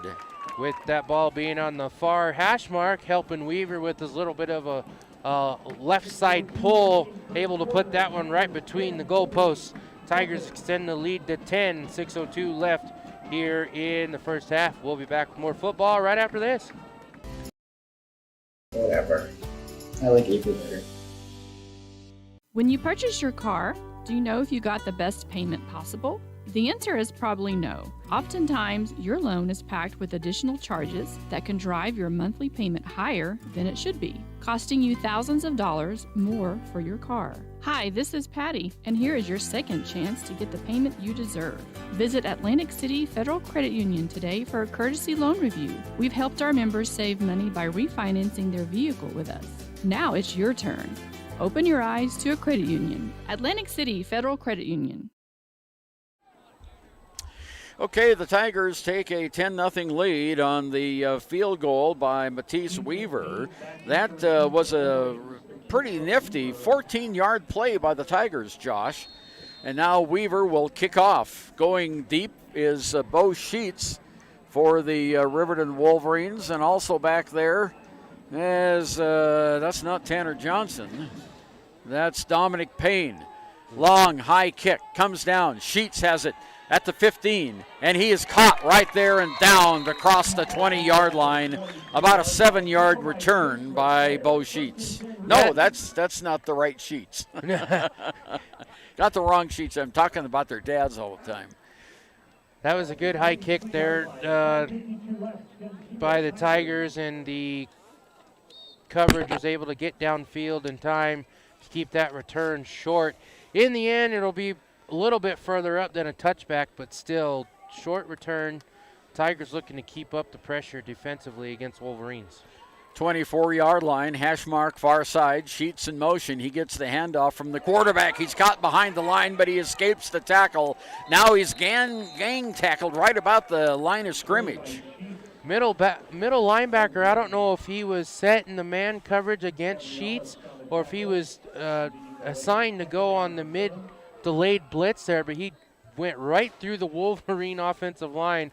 Unfortunately, tried to go up for a wrap tackle up high. Sheets was able to kind of shrug him off and able to get it back to at least the line of scrimmage. 5:23 to go here, first half. Lander up by 10 points. In the gun is Hutchison. Got a couple guys in the backfield with him. Fakes the handoff, back the pass. Under pressure, he cuts to his left side. He's going to get a few yards, and he's knocked out of bounds at about the 30. Oh, that was a stick by the Tiger defender, Jace LeClaire, the guy that we've mentioned several times this year being a standout on both sides of the ball, whether he is getting yardage and receptions and rushing yards or making big sticks on defense. Hutchison gave him a little pat on the helmet there, telling him a good hit. Hopefully things stay kosher between these two teams as we move forward. 5-yard gain to the 29-yard line on that last run. Here's the snap, back to Hutchison, takes 2 steps back. Now he rolls to his right side, launches a long, high one, and it's intercepted, but this one's coming back. Stauffenberg intercepts it, but there was a pass interference right there at the point of contact. So that one's going to come back against the Tigers. Yeah, Jace LeClaire was there on the coverage. The receiver for the Wolverines was kind of on a wheel route. LeClaire was a little bit behind. The receiver was trying to adjust because he saw that the pass was underthrown, and unfortunately when he did that, LeClaire was still moving backwards. There was a collision that forced the receiver down right before the ball got there. It's just an easy pick for Stauffenberg, laying back in coverage at the safety. But unfortunately, because of the interference call, it'll be all for naught. Wolverines will get a first down at the 44-yard line. 44-yard line, first down. That was, we almost called that one a wounded duck. It was went high in the air and didn't go very far. Definitely. Yeah. Okay, Hutchison back in the gun again. got the offset eye. Two receivers split out wide to the right side, one to the left. Handoff is kept by Hutchison, straight up the gut. He's got the first down and more. He's at the 40, the 30, knocked out of bounds at the 25-yard line. And there you go, Josh. He is able to get out and run. Almost like these guys are listening to what I said earlier. I mentioned you could see the option run for the Wolverine offense, and that's exactly what happened. They brought Sheets in motion, usually almost a setup play. Every time they do that, Sheets would get it on the jet sweep. They decide to do the option. Hutchison keeps it himself, and he has got some fast feet. That kid can move. Yeah, he's got some jets there. Hutchison, 3 carries, 40 yards now in the game. They're inside Lander territory at the 25-yard line. Again in the gun. Claps his hands, goes back to pass. Pass on the near side. A little bubble screen is caught. Looks like we're going to have a first down all the way down court. That's Lucas Engel. Lucas Engel with the catch and the run. Lucas Engel using every single bit of that 6'6", 180-pound frame. Caught the pass as he came over in the flat, just moving from the right side of the field to the left, presenting himself for Hutchison. He's a pretty big target. It would have been hard for Hutchison to miss him from that range. Able to get past the first defender. It'll make it second and less than a yard for the Wolverines as they are now in the red zone. All right, Engel in the slot on the right side. Now he moves to the other side. There's Hutchison. He keeps the give himself. He powers his way for the first down and near the 10-yard line. Are they going to mark him at the 12? I think they're going to mark him at the 12. Yeah, good carry there by Hutchison. Just another option keeper, making it to where you can either give it to the running back to bounce outside. The big thing with the option, what the quarterback is looking for is he's keying off what the edge rusher is doing. On that time, it'll be your left edge rusher. If he crashes inside, he's going to give it to the running back on that play. But if he stays outside, he's going to keep it himself, take it up the gut. 1st and 10 from the 11-yard line. Hutchison rolls to his right side. He's looking toward the end zone. Now he's going to tuck it and run, and he gets caught, sacked behind the line of scrimmage at the 16. Good. And that was Kovapalo back there that led that charge. Robert Kovapalo, the senior, coming in from his defensive end position. Again, the Tigers are doing an outstanding job with their coverage in the secondary against these Wolverine receivers, even with Engel, who is about, 4 inches taller than any of the largest members of the Tiger defense. Unfortunately, Hutchison held that ball a little bit too long, and Kovapalo was able to get the first sack for the Tigers. 2nd down, 15 yards to go from the 16-yard line. Whistle, and we have a timeout called by the Riverton Wolverines. It's 10 Lander, 0 Riverton, 2:13 to go. Riverton's knocking on the door. Community Health Centers of Central Wyoming has locations across Fremont County ready to serve you at DuBois Medical Clinic, Riverton Community Health, and Lander Community Health Pediatrics. We accept all forms of insurance, including Medicaid and Medicare. Are you struggling to get medical care? Ask for their sliding fee scale. From family medicine to pediatrics, Community Health Centers are here to serve you. Call 307-463-7160 or visit chccw.org to schedule your appointment.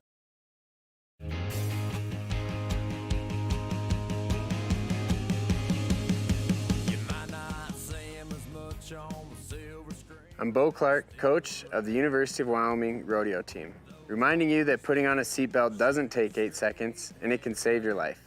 Go folks, buckle up.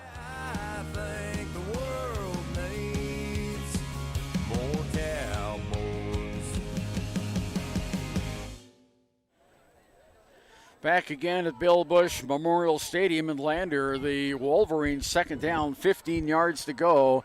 They just took a timeout. Here's Hutchison rolling off to his left side. He breaks one tackle down at the 15. That was a good jibe. Oh, and is he hurt? No, he's slow to get up, and that is trouble for Riverton if he is injured. He took off, faked the pass, and then took off up the middle of the gut. Ross Anderson, the Riverton trainer, comes out and is dealing with Hutchison right now, Nathan Hutchison. There was no gain on the play, so they called that still at the 16-yard line. Hutchison tonight has carried 6 times for 38 yards, but now he's getting up. He's going to have to stay off the field for a play. It looked like he might have just got a little stinger there in that right leg. Yeah, maybe rolled his ankle a little bit, having a little bit of pressure with that. Maybe something that he can be able to walk off on the sideline, either that or they may decide to just keep him out for the rest of the first half, heal him up for the second half using that extended or using the time from halftime. But Wolverines have done a good job mixing up their plays here with the big option run by Hutchison. He's definitely one of the key contributors, if not the key contributor for the Wolverine offense. Hopefully he's able to return into this game. All right, and let's see what the Wolverines are going to do now. Coming in, well, that's 14 Hutchison back in the game. Does he have to go set off a play? Yeah, I think the referee's telling him he has to go Yeah, sit he has to go sit off a play. So we'll have a new quarterback here for this next play, and coming in is Derek DeVries. DeVries? Okay, Derek is in the game now. 2 minutes to go. This isn't the 2-minute warning, but it could have been. Okay, here we go. Line of scrimmage, the 16-yard line. It's 3rd down. DeVries at quarterback. Doing a hard count. He's done twice. Now they stop and they call timeout again.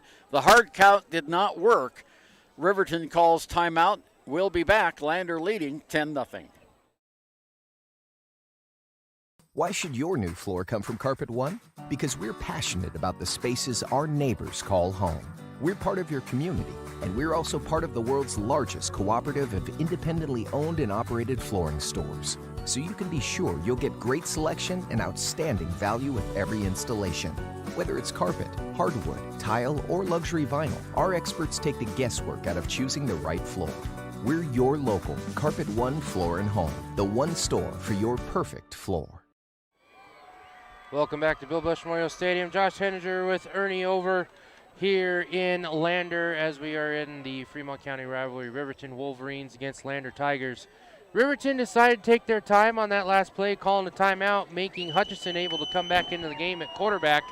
2 minutes left here in the first half. It'll be 3rd and 14 for the Wolverines. The official is sending him off the field again, Josh. Oh. And here comes DeVries back. Well, that didn't work. They were going to see if they could get him back in the game, but the referee said nope. So DeVries is back in, Derek DeVries. He's in the gun. He'll have to run a play this time. There's the snap. It's high.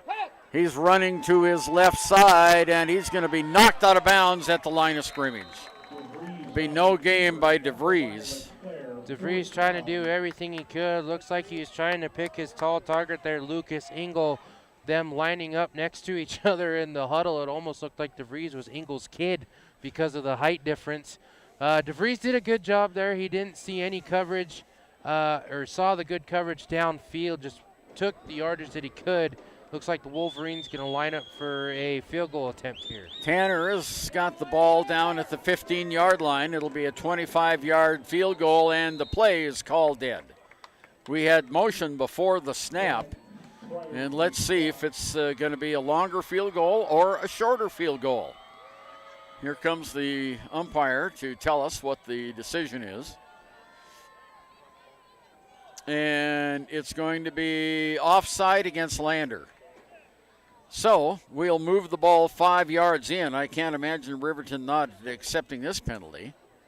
And it would go from the 13 down to the 8 as the line of scrimmage, if my calculation is correct. And yeah, they put it down at the 8. So now, instead of a 25-yard line kick, it's going to be in 19, that's at the 14. It'll be a 24-yard field goal attempt by Tanner Johnson. There's the snap. The kick is up, and it's long enough, and it's not good. It's off to the left side. Tigers almost got their mitts on that one to block the kick. They're able to get through the line. He was there, and I think Johnson saw it the last second, so he pulled it a little bit, rushing the kick. It goes wide to the left. I don't know what it is, but for some reason, if the field goals are missed, it goes left. Yeah, it does here. We don't have any wind at all. No. Here in the Bill Bush Stadium. It is Lander's ball now. They have it at the 20-yard line. First down, 10 yards to go. Starting to get dark outside. And a little bit chilly.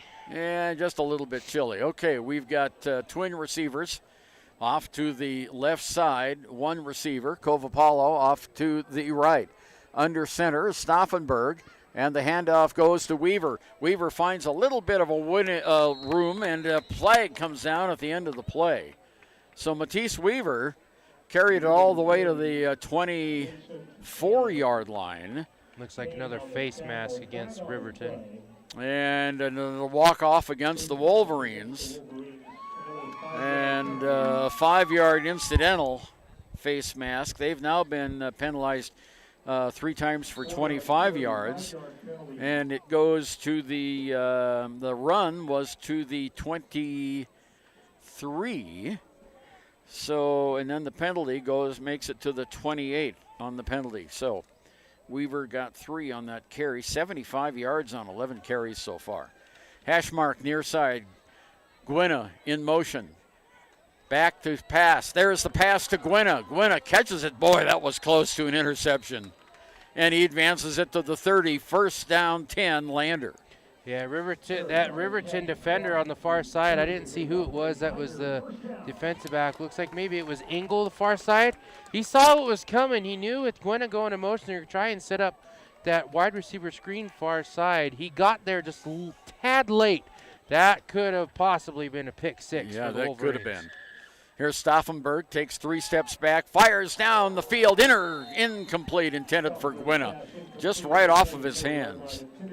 That went off of his hands, and it went off the Wolverine defender, Cade Gabrielson. Almost had another interception. He had one last week against the Bison, sitting there almost right into his hands. Yeah, he dove for it, and it was just a wee bit short. Okay, Tigers line up, second down, 10 yards to go. Triplets here to the left side, back to pass. This little screen pass goes to Weaver. Weaver breaks one tackle, breaks another, fumble, and it's going to be Lander's ball. It went out of bounds. Riverton had a chance to intercept it with a half a minute to go here, but it's a first down carry by Weaver, and it goes to the 41. So that's a nice 11-yard gain by Weaver, and he now has 12 carries, 86 yards. First down and 10, and we are at 34 seconds to go here. 34 seconds to go. Tigers right about midfield. Luckily, that one went out of bounds, so it stops the clock. Tigers do have 2 timeouts remaining. In the gun, one man beside him to the left is Larvey. Rolling out, long pass downfield is caught by Gwynna across the 50-yard line, and that's going to be down to the 46-yard line. And on that last play, the Lander Tigers crossed midfield, and AARP Wyoming wants to remind you good things happen after 50. To see what's going on for folks over 50 in Wyoming, check out AARP Wyoming's Facebook page. So that was a nice pass and catch that time to Gwynna down to the 46-yard line. Handoff straight ahead, gets nothing for Larvey. And Coach John Scott calls timeout with 24 seconds to go. Lander 10, Riverton 0. Your car or truck is an investment. When it needs repairs, you need someone you can trust to do the job right. Take it to Gunners Automotive. They repair all makes and models of cars and trucks, from oil changes to brakes, tires, and more. Gunners Automotive, 856-2288. In any sport, athletes face the chance of sustaining an injury. According to the Athletic Training Association, 90% of student athletes reported some sort of sports-related injury. What's more is 54% report playing while injured. For various reasons, sports-related injuries are increasingly leaving our youth at risk of exposure to opioid-based pain medication. Fremont WhenTheGameSlowsDown.com is here to help navigate monitoring medication, social support, and suggestions on what to do when the game slows down. Brought to you by Fremont County Prevention Program. 24 seconds remaining here in the first half of play. Lander will have the ball at the Riverton 46-yard line. And it will be second down? Second down, yep. Yeah, second down. 10 yards to go after that short run. Okay, in the gun. Takes 3 steps back. Fires. Caught on the near side. A little bit of running room for Jace LeClaire down inside the 15. Jace LeClaire did a good job. Tigers lined up with trips receivers in a stack near side. LeClaire was the far side receiver from the get-go. He just had a quick slant. Wolverines dropped back in zone coverage. LeClaire did a great job seeing that he was open. He went downfield and was able to scoot out of bounds. That will stop the clock with 15 seconds left. It looks like the Tigers took their last timeout. Well, I think they have one left. Riverton have taken 2 timeouts, but they've only been charged for 1 on the scoreboard. But anyway, we've got some action here right before halftime, 15 seconds to go. That was a 31-yard pass, by the way, downfield from Stauffenberg to LeClaire for that first down. And it's right at the 15-yard line. So the Tigers 15 yards away, and I believe they've got 1 timeout left. I'm not sure. Riverton has none, according to the scoreboard. If they don't make a touchdown here, they can call time and get Weaver out for another field goal attempt. Yeah, as long as the scoreboard's correct. I know before they started this drive, they had 2 timeouts left. They called the 1. I'm guessing Riverton took their last timeout that last time. I'm not exactly sure. Okay, here we go. Trips to the right side. Single receiver on the left. In the gun is Stauffenberg. He looks over at John Scott. Now he gets a hand signal. Now he goes up. They better get this ball hiked here. And they run out of time. Delay of game, or is it a timeout? Oh, Lander calls timeout. So, well, this is an interesting call. 15 seconds to go. Lander 10, Riverton nothing. The Tigers at the Wolverine 15. Central Wyoming College now offers Bachelor of Applied Science degrees in Early Childhood Education and Organizational Management and Leadership, with an emphasis in outdoor education, tribal leadership, or business and entrepreneurial leadership. CWC offers 3 ways to learn: online, virtual, and in person. Learn, grow, lead, and advance at Central Wyoming College. CWC is leading the way with expanded programs in the Bachelor of Applied Science degrees. Ever wonder why so many babies are delivered at Hot Springs Health in Thermopolis? Could it be the exceptional prenatal care offered by our providers? Or our convenient family practice clinics located in Thermopolis, Warland, Basin?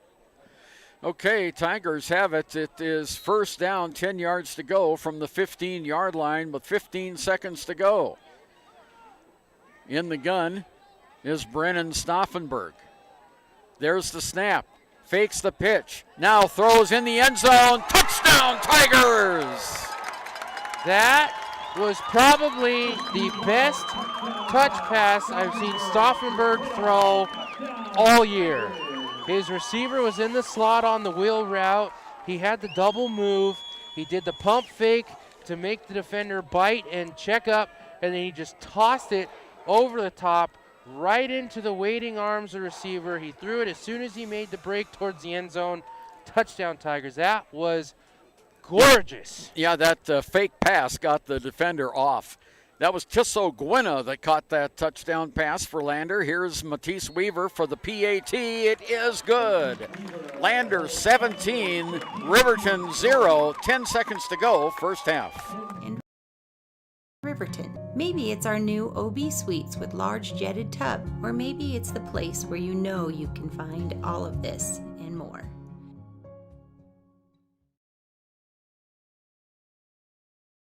The choice is yours. Sutherland's Friends of the Family Plus Consumer Credit Card lets you choose from 5% off instantly at the register or special financing on qualifying purchases. That means no forms, no waiting, no rebates. You can choose 5% off instantly with your Sutherland's credit card. Got a big project? Choose special financing. The choice is yours with Sutherland's Friends of the Family Plus Consumer Credit Card. Subject to credit approval. Minimum monthly payment required. See store for details. Only at Sutherland's.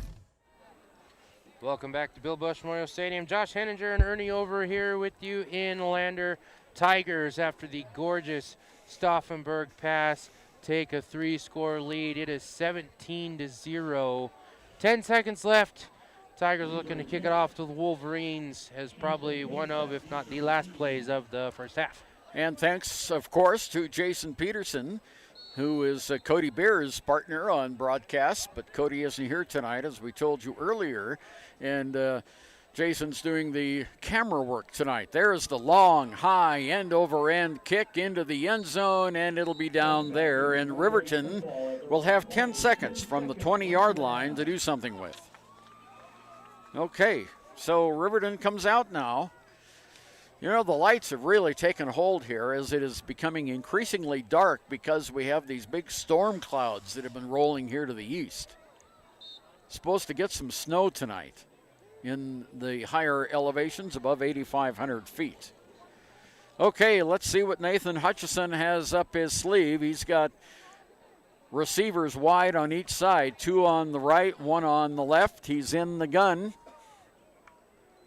And it's a handoff, and it goes on the far side. Little jet sweep action, gets about 9 or 10 yards, and that is Payne, Dominic Payne, and that's the end of the first quarter, of the first half, I should say. And it goes to the 28-yard line. Nice 8-yard run by Payne, and he now has 32 yards on 6 carries. But we'll take a timeout here. Lander leading 17-0 on our Tiger scoreboard. And we wanted to thank Sutherland's, of course, the Sutherland's Home Improvement Center in Riverton, for the sponsorship of our starting lineups and our keys to the game this morning. Thanks much. And we'll be back with more of the halftime show after we watch and listen to this. From the wide open spaces to the canyon near you, Wyoming.com is reaching more homes and businesses than ever before. For more than 25 years, we've aimed to provide the best internet and phone service to meet the needs of our customers all across the great state of Wyoming. Now it's getting even better. Wyoming.com, expanding to an area near you. Wyoming.com. We're out there.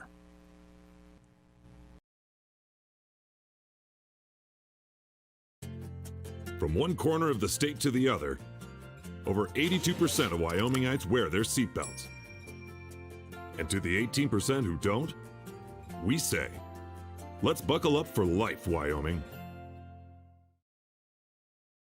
Gotchi Rehabilitation and Wellness knows what it means to be on top of your game. For over 60 years, Gotchi has led the field in providing physical therapy, occupational therapy, and wellness in Thermopolis and their facilities in Worland, Basin, Powell, Cody, and Shoshone. Whether you're recovering from an injury, deconditioned, post-stroke, or just looking to take control of your health, you'll find years of dedicated experience paired with personal care at Gotchi Rehabilitation and Wellness. Learn more at gotchi.org. Is your resolution this year to be healthier? You may have made a commitment to improve your physical health, but don't forget about your financial health. Atlantic City Federal Credit Union is listed as one of the healthiest credit unions in the U.S., and we are the healthiest credit union in Wyoming, according to depositaccounts.com. Don't risk having your accounts anywhere else. Become a member today and accomplish your first resolution by becoming healthier. Financially speaking, that is. Federally insured by NCUA. Open your eyes to a credit union. Atlantic City Federal Credit Union.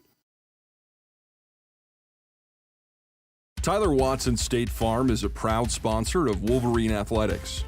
They believe youth sports are the gateway to future skills that help our kids succeed in life. Teamwork, leadership, time management, and how to perform under pressure can all be learned on the field or in the gym. Good luck to each and every one of the student athletes in Fremont County from the team at Tyler Watson State Farm. 618 Washington Avenue in Riverton. Call 856-4118 or visit insuringriverton.com. Like a good neighbor, State Farm is there. Prices are going up all over. Food prices, fuel prices, tires, oils, you name it. But there's one thing that hasn't gone up. WRTA bus lines will still get you where you need to go in Fremont County for the same low price they've always had. Just $1 one way. How can you beat that? See WRTAbuslines.com for the new fall route schedule. Save hundreds of dollars every month. And use the WRTA to travel to and from the Riverton Airport. See WRTAbuslines.com for details. And remember, don't drink and drive, wear your seatbelts, and keep all four wheels on the road. High Plains Power is a Touchstone Energy Cooperative. What does that mean for you as a Rural Electric Association member? It all comes down to 7 principles: open membership, one voice, one vote, member benefits, independence, education, cooperation, and community. To understand how it all works, we're headed back in time. In 1879, electricity was in major cities, but rural areas were out of luck. In 1935, President FDR made it possible for companies to build power lines to unserved areas. By the time we hit 1941, some 400 electric co-ops had been organized to serve rural America, just like High Plains Power. For more information, visit highplainspower.org.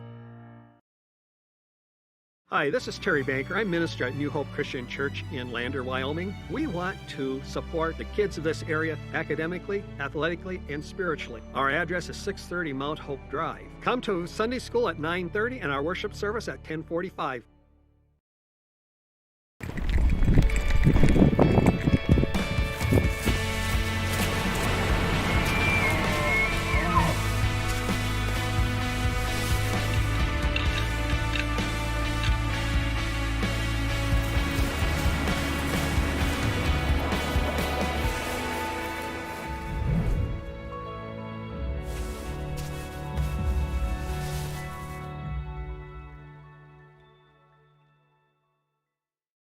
Hi, I'm Mama. Welcome to my kitchen.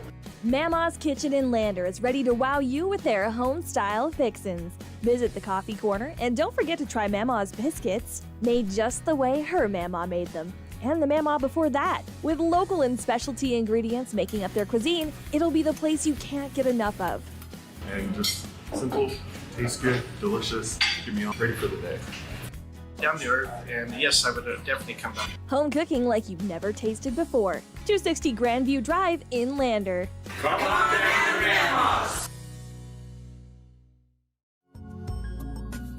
The team at Lander Dental provides a wide range of services, including preventive, cosmetic, restorative, and reconstructive dentistry in a caring, comfortable setting. Lander Dental Group, 799 South 2nd Street in Lander. It's Physical Therapy Month. It's Physical Therapy Month. It's Physical Therapy Month. It's Physical Therapy Month. It's Physical Therapy Month. It's Physical Therapy Month. October is National Physical Therapy Month, and here at Teton Therapy, we are celebrating all month long. In our Lander and Riverton clinics, we're hosting special events, celebrations, and great giveaways for our patients, past, present, and future. Check us out at Teton Therapy PC on Facebook for more details. Whatever. I like April better. Back again, it's halftime at Bill Bush Memorial Stadium in Lander. Our halftime score, the Lander Valley Tigers 17 and the Riverton Wolverines nothing.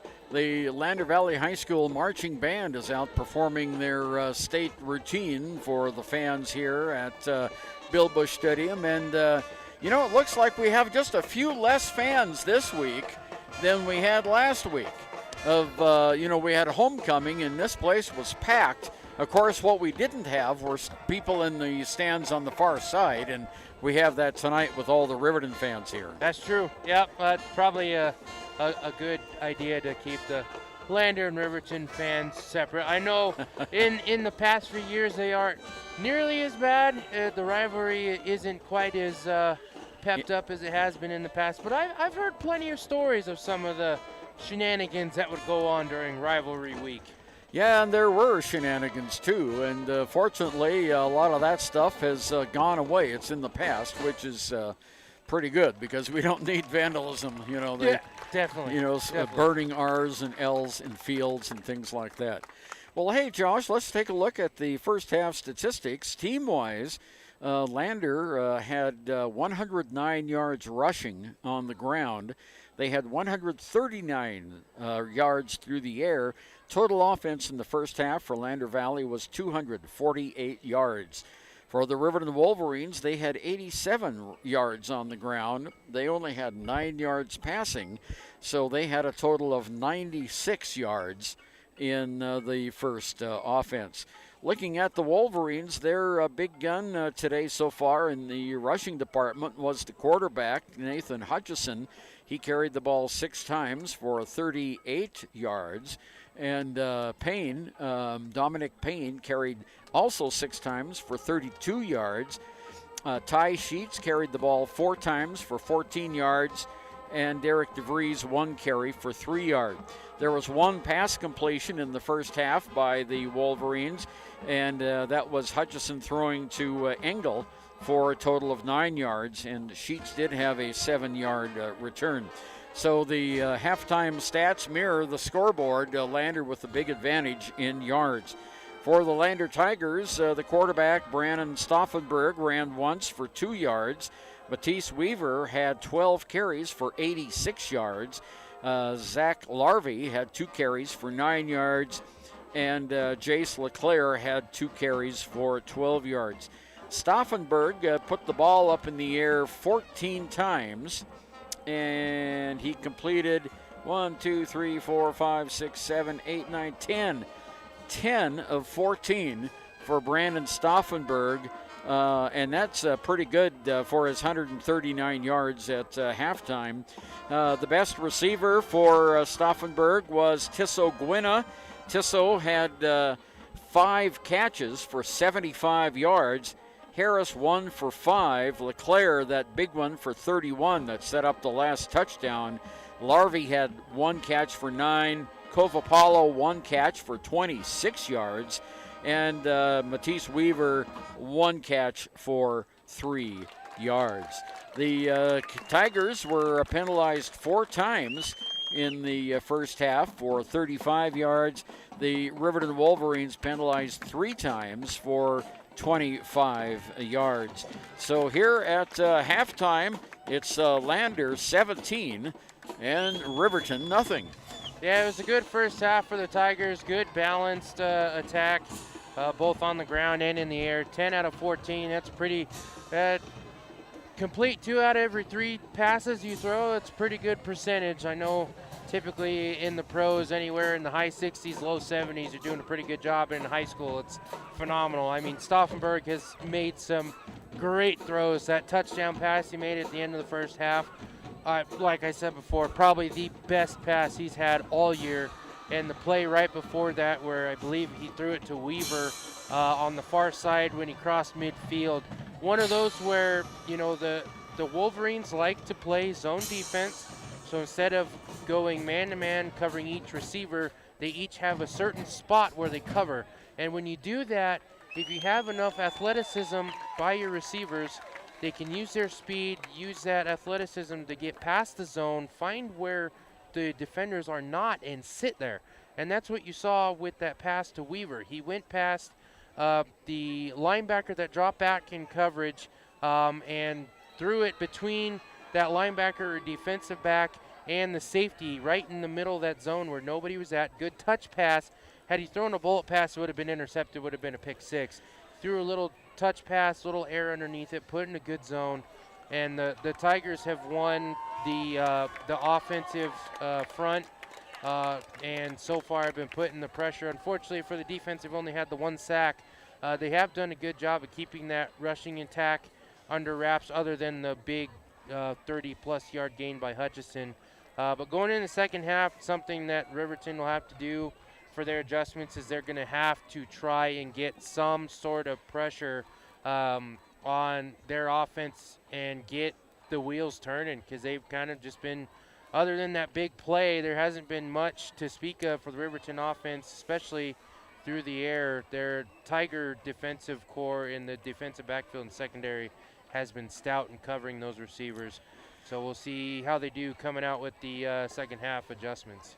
You know, the one thing, Josh, that you didn't mention about that last touchdown pass for the Tigers that you're calling Brennan Stauffenberg's best pass of the year, the receiver is the smallest guy on the field, Tisso Gwena, at 5'7", and if that ball had not been placed right at that spot, it either would have been knocked down or intercepted. But that 5'7" Tisso Gwena got the ball, and I tell you, it was about a yard inside the end line there of the end zone. Yeah, and the thing that made it so good was Gwena was on a wheel route, so he originally went out in the flat, and then as soon as he got towards the perimeter, he cut forward.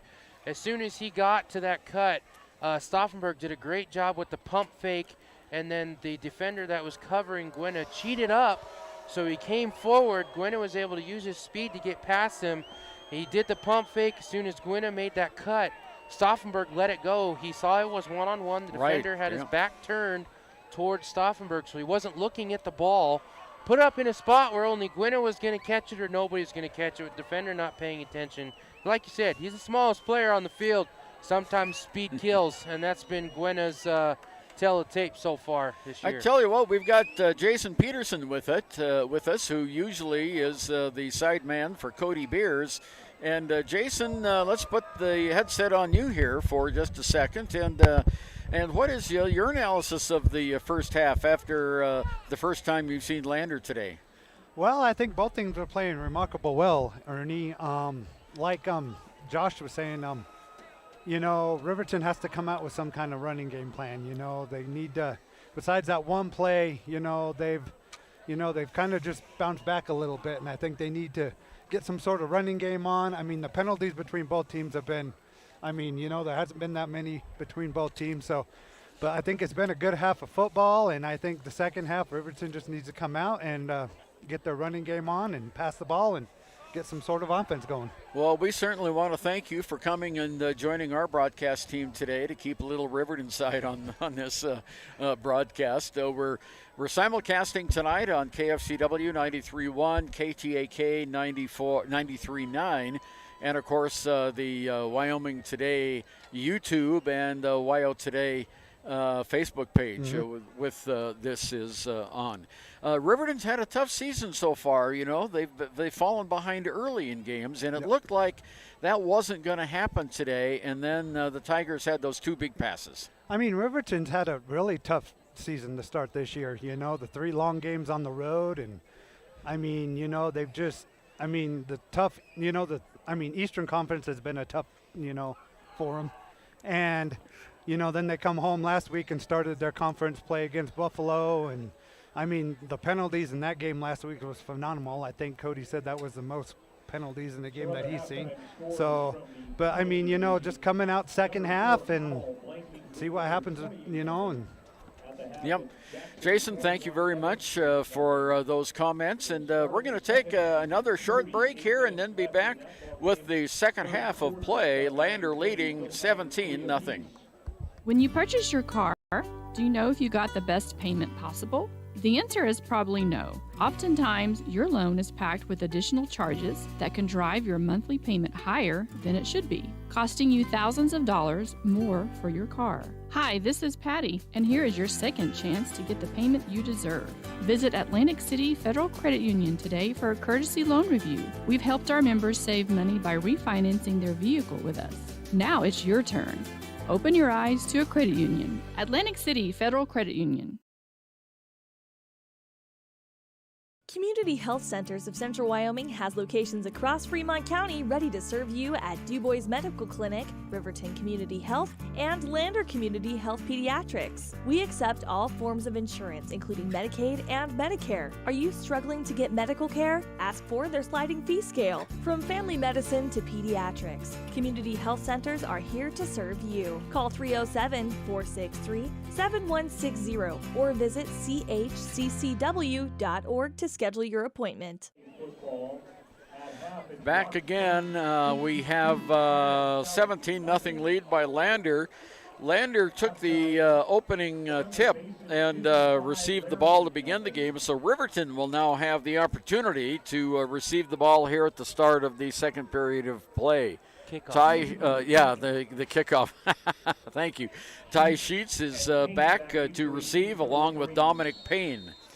And Matisse Weaver approaching the football at the 40-yard line, and there's the kick. It is off and through the end zone. So Riverton will start at the 20-yard line as we start the second half. I noticed, Josh, that Matisse was out during the halftime with Coach Steve Sautel. They were working on their kicking. Yeah, I'm not sure if they were trying to work on that the position game that they've Coach Sautel told us about after after the Green River game. If they're working on that, or probably just trying to get him to get the ball centered on his foot a little better. Twin receivers off to the right side, one receiver off to the left. Handoff goes to Payne. Payne finds a little bit of a running room. He's still going close to the 30-yard line. I think they're going to pull him down, Josh, about the 27. Yeah, it was a good run there by Riverton, by Payne. Other than Hutchison, he's been the only person that's been productive for the Wolverines, taking it up the middle. He does have that secondary choice to bounce it outside if he does see that the edge is set by his offensive lineman teammates. So far, him and Hutchison have been the key contributors for the Wolverines. Play just starting in the third period of play. One man in motion is Sheets. He gets the handoff. He's going a jet sweep on the left side, and he doesn't get much, maybe a yard past the line of scrimmage. That time the Tiger defense did a good job on their front to, again, just force that play towards the perimeter, extending it, not necessarily letting him find a cutback lane, find some way to get some big yardage. Just more or less moving them side to side, not going, I guess, north and south. Yeah, north and south. Yeah. Big play for Riverton. Third down, they need 2 yards. The ball's at the 28-yard line in their own territory. There's the keeper by Hutchison, and he is knocked down short of the first down. It'll be fourth down for the Tigers. They had good penetration there. Yeah, that was a good job by the Tiger defense. They saw that it was going to probably be an option play again with Hutchison in the tailback. Did a good job of just holding their water, not over pursuing, able to give Hutchison the opportunity to bounce it outside and use those quick feet of his and get the speed ahead to stretch the play downfield. It is a good stop on third down. It will be fourth and short. Well, looks like the Wolverines may be going for it here. Well, I tell you what, the coach is going to pull a little risky play here. There's the handoff. It goes to Hutchison. He's got the first down. Nice play by the Wolverines. So they made a little hole for him on the right side of the line, and he picks up 3 yards and the first down. If at first you don't succeed, try again. And that time, that's exactly what the Wolverines did. Almost the same format, same sort of scheme. Have Hutchison in the backfield, have the running back option there. He decided to keep it himself, pick and chose a good lane. Going to be a first down for the Wolverines. 9:37 to go here, third period of play. Lander with a 17-0 shutout at this time. There's the handoff. Hutchison's going to keep it again. He gets caught at the line of scrimmage, but falls ahead for maybe a tiny gain. No gain. Yeah. Yeah, it's going to be second and long second. Yeah. Good pressure there by the Tigers. Cabrialis was the first one there to wrap him up, bring him down. It's one of the things that the Tigers have been able to do. Other than that big 40-yard run that Hutchison had, I don't know if that ankle's still bothering him. Doesn't look like he has any sort of limp. but it may be something that he's not able to make his cuts quite as well because of that sprain. Twin receivers on the right side, one man in the backfield.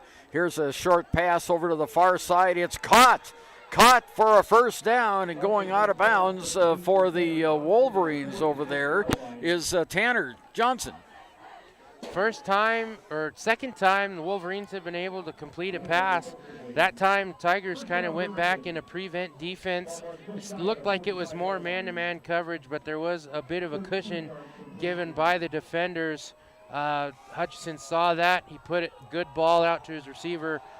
Riverton Wolverines 3 first down. This is just this drive, and they are moving down the field. 13-yard pass play that last time. Here's a carry up the middle, right off right guard, and that's going to be, is that Johnson? Yeah, it's Johnson carrying the ball, and we have a Tiger that's getting slow to get up, and that's Robert Cobafalo. So the rush that time wasn't Johnson, I'm sorry. It was Dominic Payne, number 22, Payne. He gets 2 yards. So we go now from the 47-yard line. 8:05 to go, third period. Lander leading by 2 touchdowns and a field goal. There's a pass down court. It is caught at the line to gain. And that was, is that 23? I can't read the number from here. Yeah, that was Johnson. So Johnson gets it, and they get a 9-yard gain on that. That's the second pass completion of this third period. And the Wolverines are just an inch or two short of that first down. What do you think they're going to do? A little run here? I would think probably quarterback sneak. Oh, he's in the shotgun. Well, he's in the gun, though, so let's see.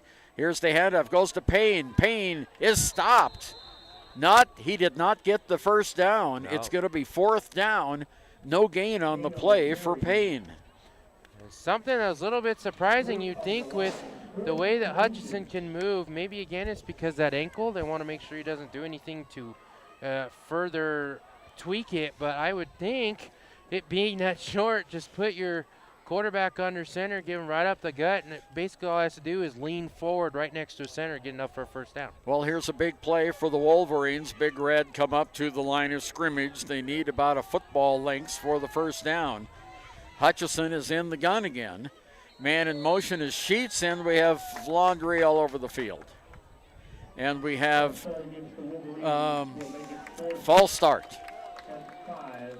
So that's going to be a 5-yard penalty, and that is their 4th penalty of the game, and that'll penalize them to 30 yards, Josh.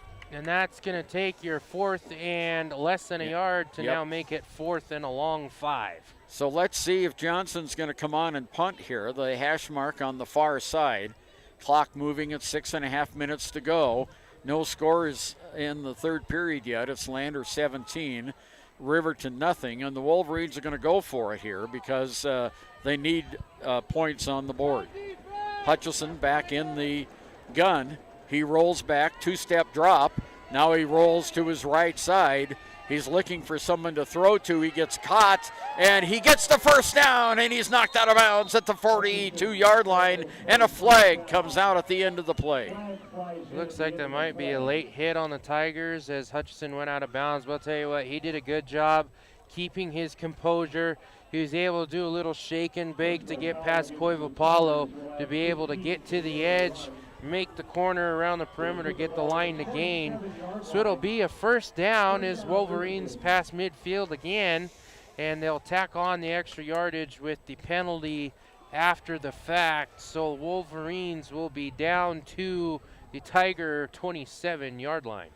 That was a 6-yard gain, and then the Lander penalties, a 15-yarder for tackle out of bounds.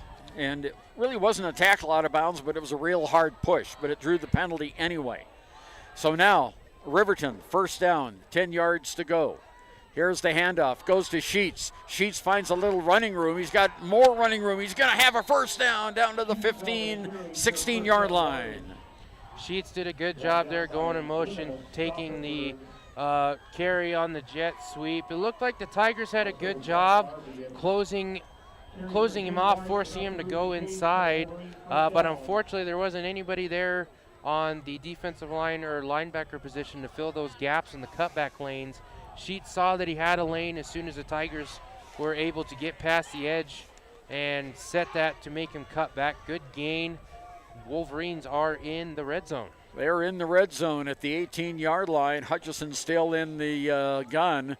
He fakes a throw. Now he throws in the end zone. Wide open, all alone. Touchdown, Riverton. And that's to Engel, I believe. No, it's to 23. That wasn't Engel. No. That's Tanner Johnson. Again, we saw Stauffenberg with a great pump fake on a double move in the red zone to the end zone for a touchdown. And Hutchison just did the same thing. Johnson, almost the same route that Gwynna had. He went to the outside, and the defensive back on the far side bit on the pump fake, came up, and he was able to run in the end zone untouched. Here's the extra point attempt. It's high enough, it's long enough, and it is good. Lander 17, Riverton 7.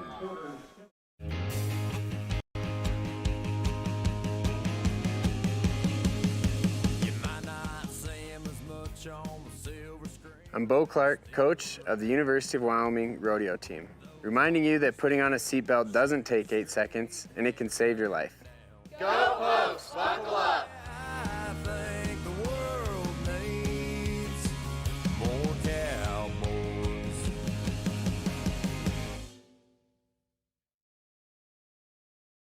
Why should your new floor come from Carpet One?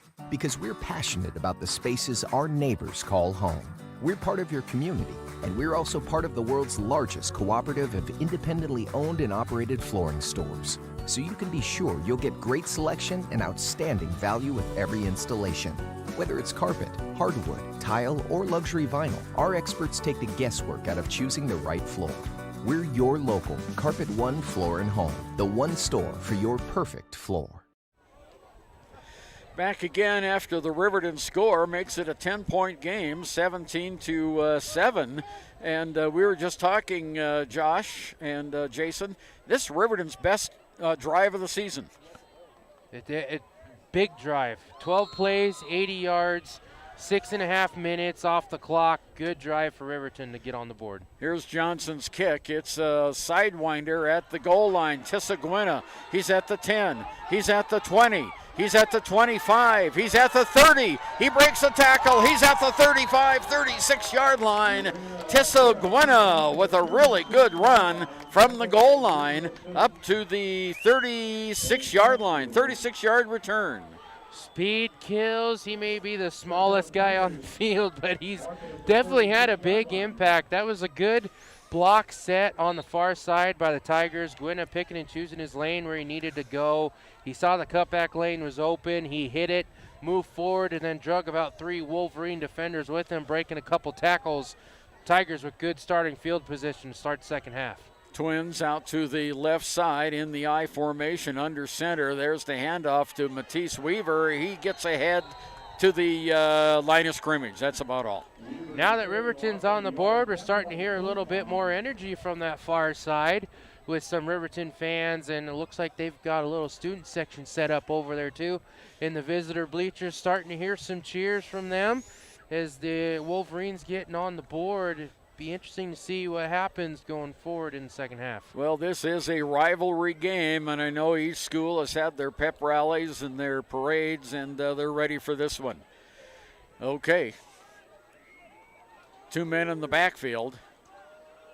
Stauffenberg in the gun. There's a handoff to Weaver. He's got some running room. He gets up to the 40, to the 41-yard line.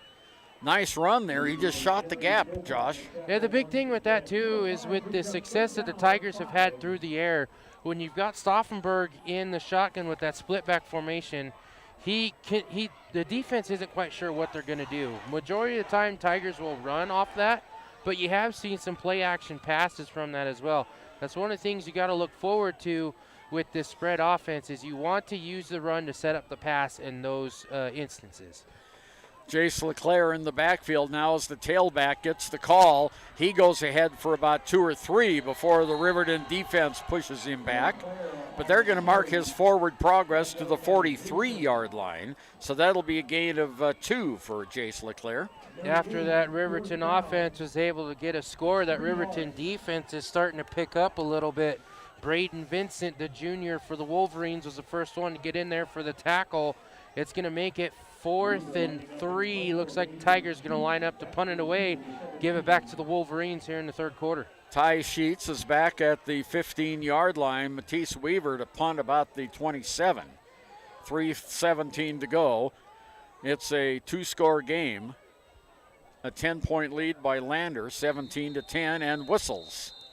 And what do we have? We have a delay of game. I don't know. Yeah, it was the back judge who made the play. So that's a delay of game for the Tigers, and that'll be another 5 yards in penalties. Last week's game was penalty filled. Boy, we couldn't hardly get a playoff without a penalty. So it's been a lot cleaner tonight. Okay, so they moved the ball back 5 yards to the 48-yard line. Weaver will punt about the 30. Ty Sheets moves up 5 yards. There's the high end-over-end kick. Sheets is going to take it. He drops the ball. It's on the ground. Riverton recovers. Oh, that was a pretty good recovery that time by Cade Gabrielson. Yeah, that punt had a little bit of a knuckleball effect to it, kind of tumbling instead of the end-over-end that they like to have. When it goes off the angle a little bit, becomes a little bit harder to catch because it is coming in kind of like a loaf of bread where it's flat, but it's also rotating as well. Cade Gabrielson doing a good heads-up job, paying attention. Notice that the ball was out and Johnny on the spot able to cover it for Riverton as they continue to take over this third quarter. Little bit of Mo on their side now. Definitely. Okay, here comes Hutchison. He's still in the gun after that second quarter injury.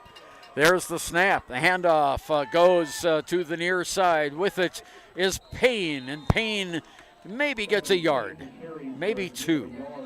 Dominic Payne trying to bounce it outside on the outside zone run. Tigers did a good job setting the edge on the far side. Linebackers making sure to cover the gaps. The big thing with that 3-4 defense the Tigers run is you can use that extra linebacker to either come up and be an edge rusher right off the line or have them sit back and plug those cutback lanes. Make it 2nd and about 8 for the Wolverines. Big play here for Riverton. They want to avoid a long-distance third down. Hutchison has 2 men in the backfield. He takes 2 steps back, throws on the near side. It's caught by Sheets, but we have a flag at the line of scrimmage.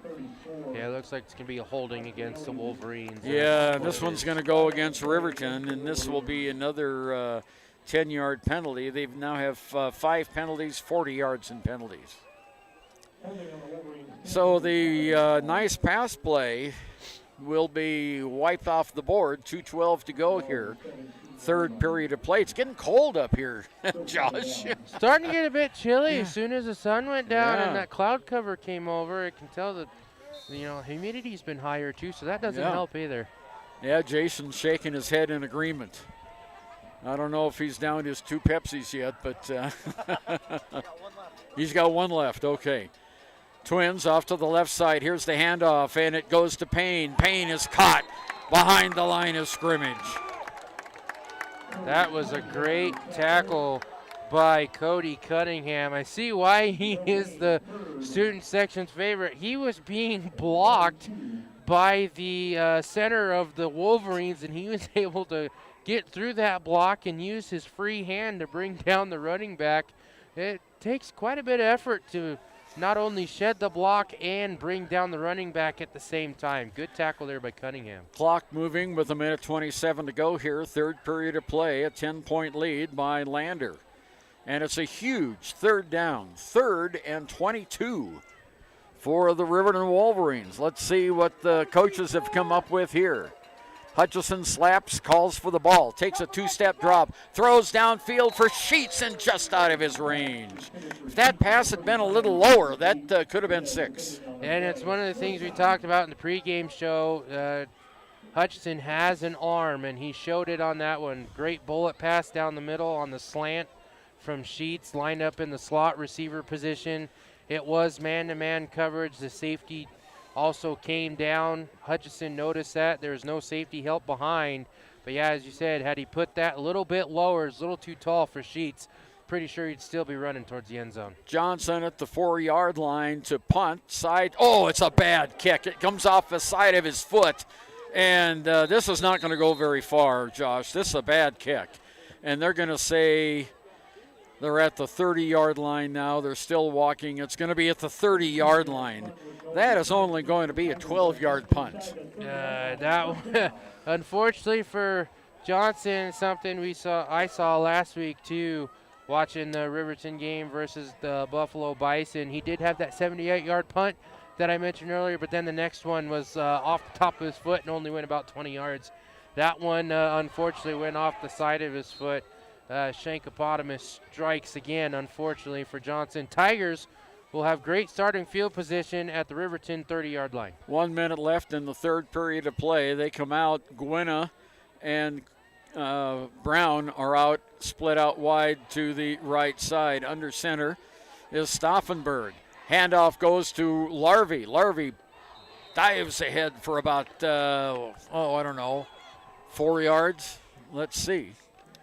Yeah, they're going to go ahead. Good job by Larvey there in the I formation set. Something that you would think that the Tigers are starting to play that possession football game where they're going to do either quick passes or rush or running plays to keep possession of the ball. 30 seconds to go. There's the handoff. Oh, nothing doing this time. That play took too long to develop, and the Wolverines smother Zach Larvey back at big loss on the play. They're going to call his forward progress where? Oh, only be a 1-yard loss. They're calling his forward progress down to the 29-yard line. I'm not quite sure what happened on that one. Pretty much everybody on the Riverton defensive front was able to get through, whether there was little assignment mess up or what, but that loss for the Tigers is going to be the last play of the third quarter. Tigers lead 17-7. We'll be back with the last act of the Tigers and Wolverines here on WYO Today, as well as 93.1 and 93.9. Your car or truck is an investment. When it needs repairs, you need someone you can trust to do the job right. Take it to Gunners Automotive. They repair all makes and models of cars and trucks, from oil changes to brakes, tires, and more. Gunners Automotive, 856-2288. In any sport, athletes face the chance of sustaining an injury. According to the Athletic Training Association, 90% of student athletes reported some sort of sports-related injury. What's more is 54% report playing while injured. For various reasons, sports-related injuries are increasingly leaving our youth at risk of exposure to opioid-based pain medication. Fremont WhenTheGameSlowsDown.com is here to help navigate monitoring medication, social support, and suggestions on what to do when the game slows down. Brought to you by Fremont County Prevention Program. Well, we've got 12 minutes to go in this one. It's a 10-point lead by Lander. The Tigers are in Wolverine territory at the 29-yard line. It's third down, 9 yards to go. Brandon Stauffenberg is going to go in the gun here as we start the final 12 minutes of play. Claps his hand, gets the ball, two-step drop. There's the pass. Oh, I think the wind caught that one, and we don't have any. It bounced in the ground. Yeah, he had to throw that one a little fast. He picked up the edge rush late from the far side. Trying to get it into Gwynna. Unfortunately, he was hurried. He may have been hit as well on the release that forced it to drop a little bit short. Unfortunately for the Tigers, they're in that gray area where it may be a little too long for a field goal and too short to punt it. Looks like they're probably going to go for it on fourth down. Fourth down, 9 yards to go. They're inside the 30-yard line. There's the snap back, rolling to his right. Long pass downfield is dropped. Intended for Gwynna at the 15-yard line, and that'll be a loss on downs, and the Riverton Wolverines will take over at their 29-yard line. Cade Gabrielson last week against Buffalo Bison had an interception, and this week he's been the defensive star for the Wolverines in the secondary. He's been really tight on his coverage, whether it's in man or in zone, being able to keep Gwynna pretty much in his tracks other than the touchdown reception at the end of the first half. Wolverines, clock not on their side, needing 2 scores. With that long drive, you'll want them to score and get the ball back on defense quick. Engel goes in motion. There's the handoff, goes to Payne. Payne finds a little bit of running room, goes ahead for 2 or 3 yards up across the 30-yard line to the 32. Looks like it's going to be a gain of 4 for the Wolverines. Again, keeping their same tempo, sticking in their game plan. They're not at the point where they need to start doing a 2-minute offense or hurry-up offense. They're just going to methodically keep possession of the ball, see if they can't drive down the field like they did at the beginning of the second half and get some more points on the board. All right, Hutchison's still in the gun. He hasn't been under center since that second period leg injury. Claps the ball, now takes a 3-step drop, throws downfield, and it is caught. Nice reception on the play, and it is going to be Johnson. Johnson just on a skinny post route there, man-to-man coverage. Tisso Gwynna was there. Tight man coverage. He got there in time. He tried to swat at the ball as it came in. And Johnson was able to use his bigger frame to sort of box out Gwynna and be able to keep possession of the ball as Wolverines on Tiger side of the field. 24-yard gain on that play. Here goes a sweep. Hutchison, he runs out of bounds as fast as he could. He didn't want to get tackled again after that injury he had in the second period. Nice gain on the play. Line of scrimmage was the 44, and it looks like he's moved it all the way down to the 37. Yeah, good run there by Hutchison. Again, it was that option play in the gun, faking it to the running back, reading the keys off the edge, see if he's crashing in or going outside. They all crashed in. Hutchison was able to get the perimeter. Good gain on first down. Clock stopped after Hutchison went out of bounds. Still in the gun. Hash mark near side. Sheets in motion. Hands it off to fakes the handoff and gets caught. No big gain. There will be a sack on this play as Hutchison is caught behind the line. Good penetration that time. It would have been better to hand that ball off to Sheets. He had a little room on that left side. Yeah, they're throwing him in on the jet sweep. I don't know if it was a fake from the beginning, but then he tried to take it himself. Didn't have any options to go anywhere. I wasn't quite.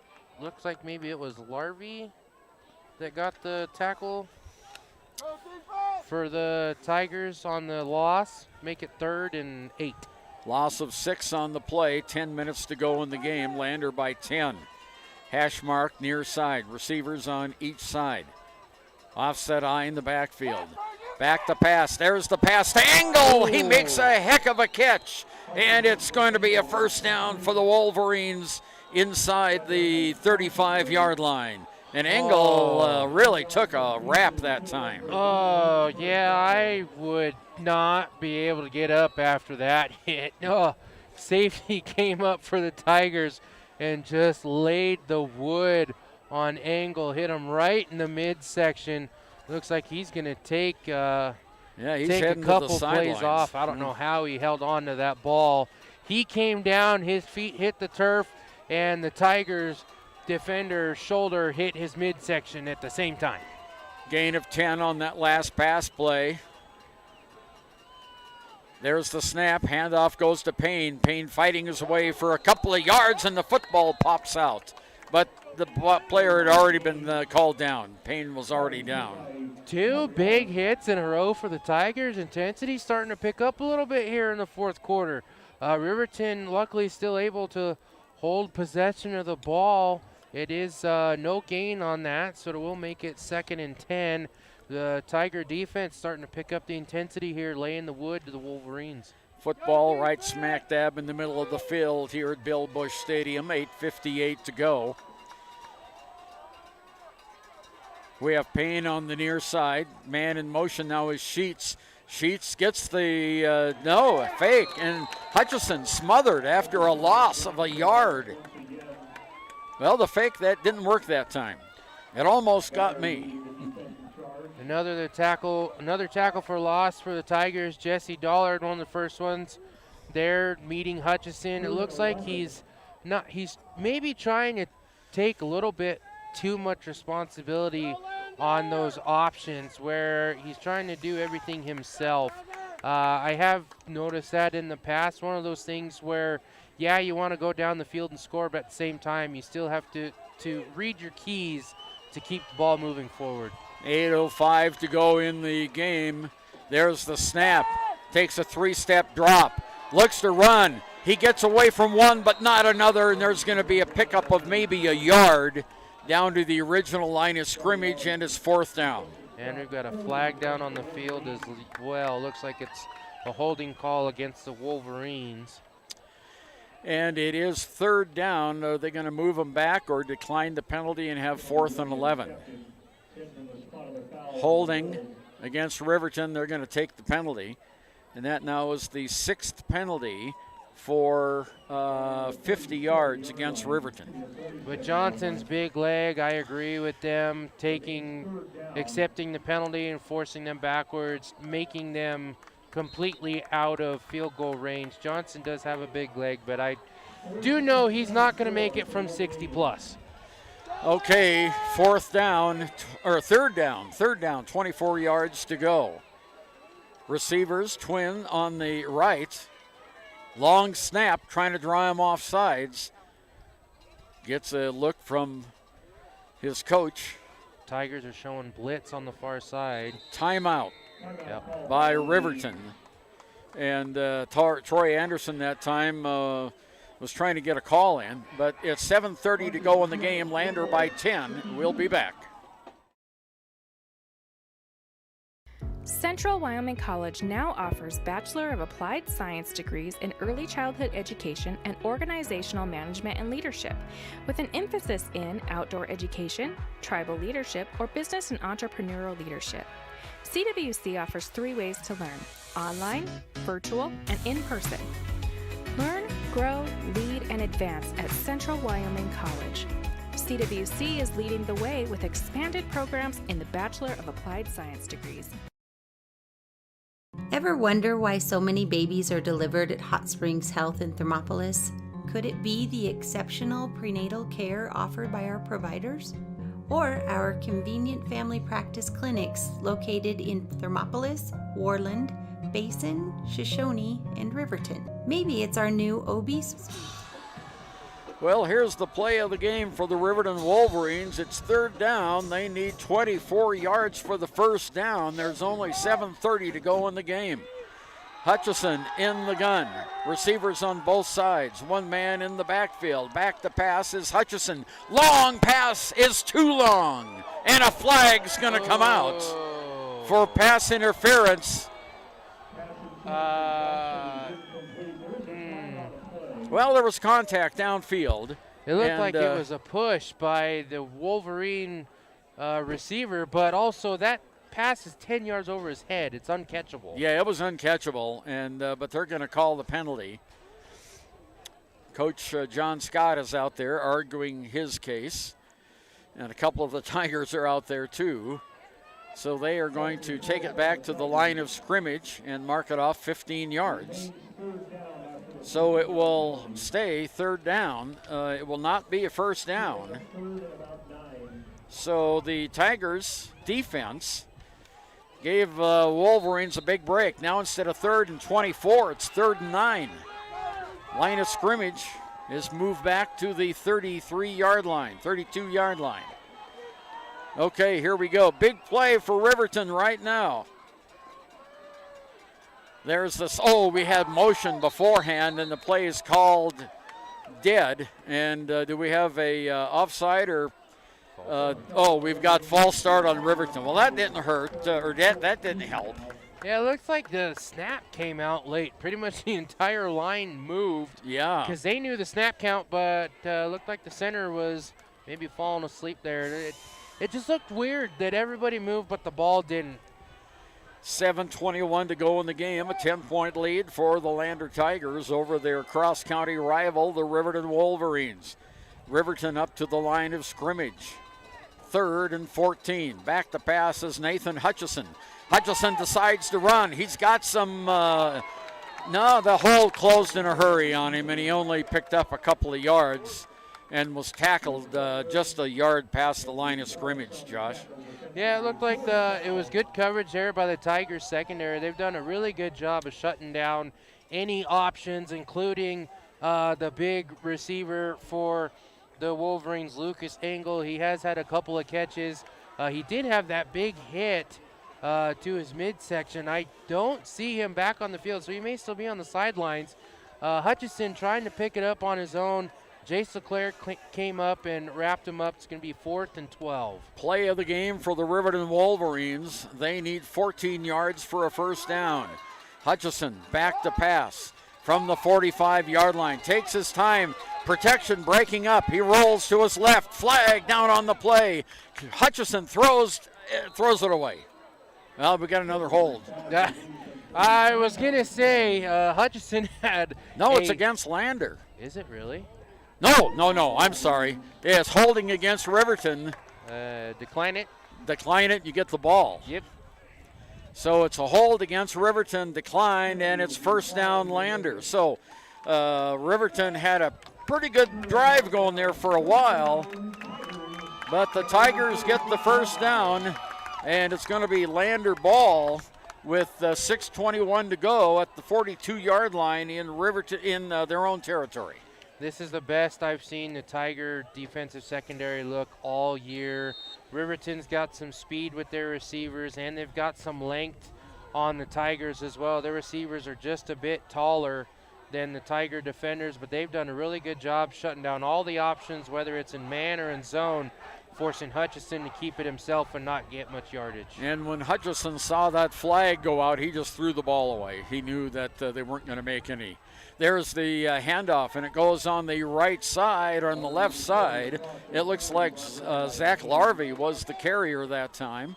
And, Zach Larvey carried the ball, and he gains about 4 yards. So Larvey has been pretty quiet on the rushing front today.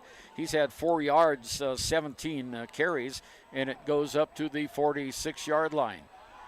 Stauffenberg in the gun. And people jumping off the side. So were they drawn off? As that's the question. And it's offside against Riverton. So another penalty against the Wolverines. Let's mark that again. They've had 60 yards in penalties tonight, Josh. Yeah, the Wolverines have not been doing a very good job holding their water. Stauffenberg's been doing a good job on that hard count, drawing them off sides for a second or third time so far.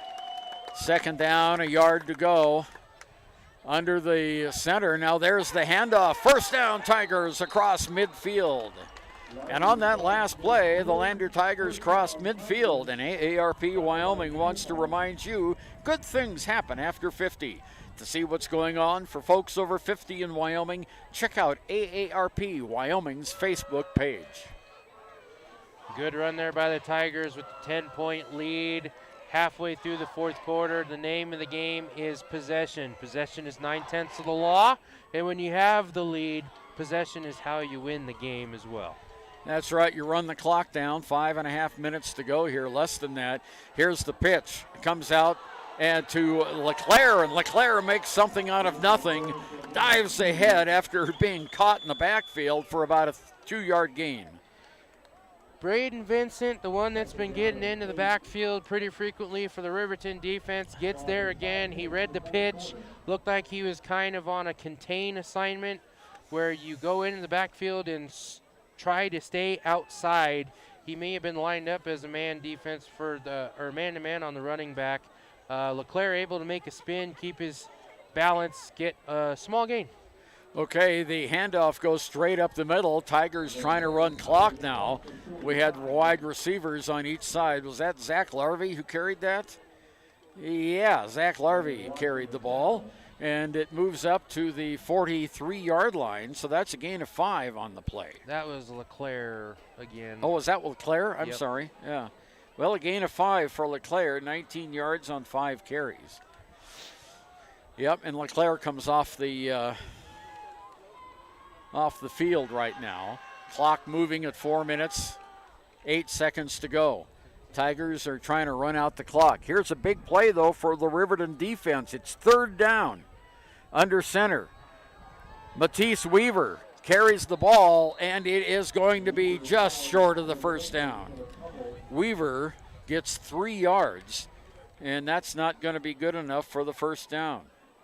Full house set. Looked like the Tigers initially had the drive when they first got the ball. The Wolverine defense did a good job of shutting those gaps. The linebackers came up to stuff the run and stop any progress forward. It'll be 4th and about half a yard. Yeah, they don't need much. Under center is Stofford. He piles ahead for the first down. And Lander will continue keeping the clock going as Stauffenberg gets that call all the way down to the 37-yard line. Nice gain there of 4 yards on the play by Stauffenberg. Brendan Stauffenberg doing exactly what you need to do at that point. Make sure you keep hold of the ball, line up behind your big man on the line, pick a spot wherever whoever's moving forward first, go right behind them, lean forward. Good first down for the Tigers.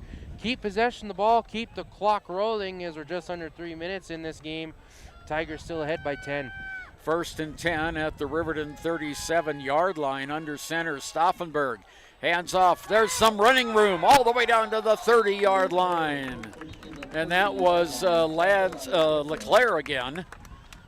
Yeah, LeClaire made a nice rush, and he's down at the 30. Good run for LeClaire. First down is to make it 2nd and about 2.5. Wolverines take a timeout. We'll go ahead and take it with, and we'll be back after this with more football here on Wild Today and 93.1, 93.9. Or maybe it's the place where you know you can find all of this and more.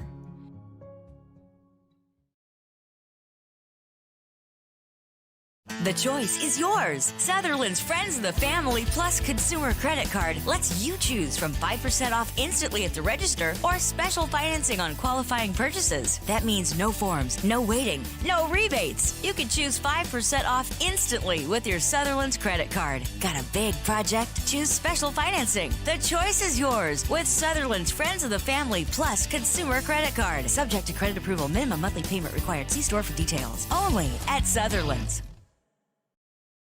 From the wide open spaces to the canyon near you, Wyoming.com is reaching more homes and businesses than ever before. For more than 25 years, we've aimed to provide the best internet and phone service to meet the needs of our customers all across the great state of Wyoming. Okay, here's a big play now. We have 2nd down, 3 yards to go for the Tigers. There's the handoff to the first man through, and it's going to be close to the first down. I think it's going to be a little bit short. It was Weaver who carried, I believe. Was that Weaver, Josh? I believe so, yeah. Yeah, it was Weaver, yeah. Sitting in that up back position on the far side in the full house backfield. Tigers just keeping possession of it, keep the clock rolling. Bits and pieces are fine. Just chew off a little bit, make sure to get the line to gain. Keep it safe, keep possession of the ball, not do anything too fancy. Make sure your handoffs are crisp and clean, and just roll this one to the end. They need less than a yard. There's the handoff, and it is a first down all the way down inside the 25-yard line. Nice carry that time by Zach Larvey. Zach Larvey, good carry, able to get through the hole that the offensive lineman gave him. Less than 2 minutes left in the game. Riverton takes another timeout. We'll be right back. It's getting even better. Wyoming.com, expanding to an area near you. Wyoming.com, we're out there.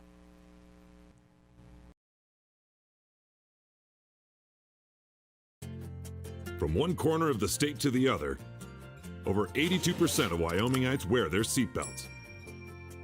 And to the 18% who don't, we say, let's buckle up for life, Wyoming. Gotchi Rehabilitation and Wellness knows what it means to be on top of your game. For over 60 years, Gotchi has led the field in providing physical therapy, occupational therapy, and wellness in Thermopolis and their facilities in Worland, Basin, Powell, Cody, and Shoshone. Whether you're recovering from an injury, deconditioned, post-stroke, or just looking to take control of your health, you'll find years of dedicated experience paired with personal care. Riverton has no timeouts left. There's 1:56 to go in the game, and the Tigers are knocking on the door again. They're down inside the 25-yard line, and there's the handoff. Goes to the first man through. Still going inside the 15-yard or the 20, and that was a nice carry that time. And I believe that was Larvey again that did that. Yeah, that was Zach Larvey on that play. Zach tonight, see, that's a gain of 5 yards on the play, 4 or 5 yards. We're going to give him 4, 29 yards on 7 carries. Batiste Weaver unofficially is 4 yards short of a 100-yard rushing game. And now the Tigers come up to the line, 2nd down, 6 to go. That's kind of irrelevant. They're trying to run the clock out here as they have the ball. Minute 10 to go. There's the handoff around Jace LeClaire, and he gets a couple of yards, and we're under a minute to go now. Right now, minute to go. Good run there by the Tigers. Again, they're just doing what they can to run the clock down. Got 50 ticks left. It's going to be 3rd and 2. Tigers need to run just one more play, and that will be it. And they will win this matchup again against the Wolverines as Coach Sawtelle goes past us. He's pretty pumped up. Yeah, well, he should be. This victory will mean Lander has now won 4 in a row, and they're in the victory position. And there's the kneel down, 24 seconds to go. The Lander Tigers have won the cross-county rivalry for the 4th year in a row. 17-7 is our final score. And the kids are out there hugging each other and getting ready for the lineup and the big shake of hands. But the Tigers put together a full game tonight, Josh. Yeah, offense, they did stellar, both through the air and on the ground.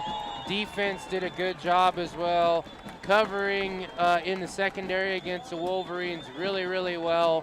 The receivers were locked down pretty much the entire game. As the student section runs onto the field celebrating the rivalry victory. Just from start to finish, Tigers did a good job. They started out slow in the second half, but as after Riverton scored, the defense picked up the intensity a little bit, was able to go back to where they were at in the first half and keep them from scoring again. They started, for the first time this year, they started really quick in the first half.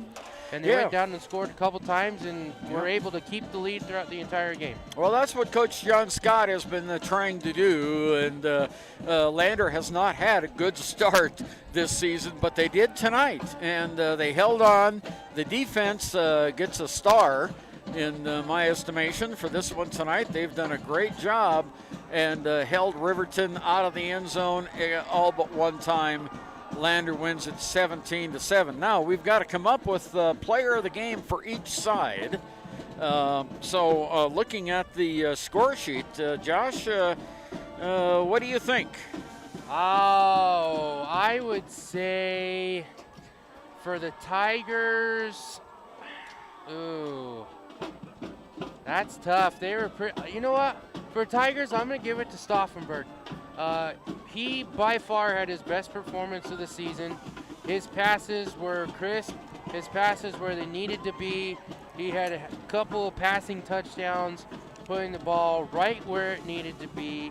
And for the Wolverines, I would say, oh man, I would almost give it a tie between Hutchison and Kate Gabrielson. Yeah, because Hutchison had a great day on the offense. I tell you what, he ended up the game with 49 yards rushing, and he had over 100 yards passing. I haven't added it up yet. but Hutchison and Gabrielson will share it up for him. Yeah, Gabrielson did a really good job. He had a couple of really big pass breakups. He prevented a touchdown on the first one. He sure did. In the first half, and I mean, his coverage was always tight on against the Tiger receivers. He was all over the field. He had a couple tackles for losses, and he did a good job on defense.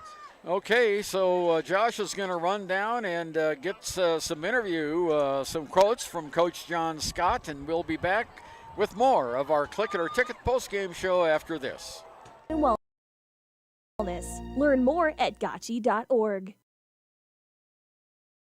Is your resolution this year to be healthier? You may have made a commitment to improve your physical health, but don't forget about your financial health. Atlantic City Federal Credit Union is listed as one of the healthiest credit unions in the U.S., and we are the healthiest credit union in Wyoming, according to depositaccounts.com. Don't risk having your accounts anywhere else. Become a member today and accomplish your first resolution by becoming healthier. Financially speaking, that is. Federally insured by NCUA. Open your eyes to a credit union. Atlantic City Federal Credit Union. Tyler Watson State Farm is a proud sponsor of Wolverine Athletics. They believe youth sports are the gateway to future skills that help our kids succeed in life. Teamwork, leadership, time management, and how to perform under pressure can all be learned on the field or in the gym. Good luck to each and every one of the student athletes in Fremont County from the team at Tyler Watson State Farm. 618 Washington Avenue in Riverton. Call 856-4118 or visit insuringriverton.com. Like a good neighbor, State Farm is there. Prices are going up all over. Food prices, fuel prices, tires, oils, you name it. But there's one thing that hasn't gone up. WRTA bus lines will still get you where you need to go in Fremont County for the same low price they've always had. Just $1 one way. How can you beat that? See WRTAbuslines.com for the new fall route schedule. Save hundreds of dollars every month and use the WRTA to travel to and from the Riverton Airport. See WRTAbuslines.com for details. And remember, don't drink and drive, wear your seatbelts, and keep all four wheels on the road. High Plains Power is a Touchstone Energy Cooperative. What does that mean for you as a Rural Electric Association member? It all comes down to 7 principles. Open membership, one voice, one vote, member benefits, independence, education. Good. All right, we'll go right back. Okay. All right, got it? Okay, with us now is head coach of the Riverton Wolverines, Todd Anderson. Yep. And Coach, you had better passing yards tonight. You had better rushing yards tonight.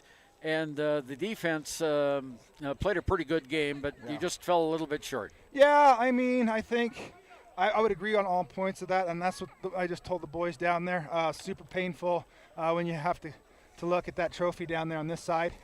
Is what it is. They earned it tonight. I'm not going to take anything away from them. But we definitely played a more four-quarters game, and there's just a few moments, a few little penalties, some things they were able to capitalize and get first downs on that we couldn't quite get done. So the message to the boys is we've got 4 seniors, and I think anybody who watches this, college coaches or otherwise, knows that Lucas Engel is a hell of a ball player and a tough son of a gun. And he's had teams basically play him like they have. With 3 or 4 guys over the top of him for the last 4 or 5 weeks, and that guy's a tough kid, man. I didn't see him come back in the game after that big hit. Did he have a little rib bruise or something? Not ribs. I'm not sure what. We'll let Ross evaluate, and then we'll let any medical staff outside of our scope take a look at him. He did come back on and play defense, so he did. 4 or 5 plays. So he's tough. He's real tough. And Nathan Hutchison had to go off the field there in the first half at the end. Yeah. And he was in the shotgun. There we go. He was in the gun all the second half. Yeah. No, that wasn't anything. I think he might have knocked the wind out of himself or something. Oh, okay. So that was not a big one. We've seen Nate get after it all year, and I think he did it again tonight. And so, I mean, it is what it is. Scoreboard results don't lie, and you got to be a man about it. And those are the messages that we're learning and teaching these young guys. And it's not fun or enjoyable. It's painful, but these are lessons that will stick along for a very, very long time for them. No, this was probably your best game of the year.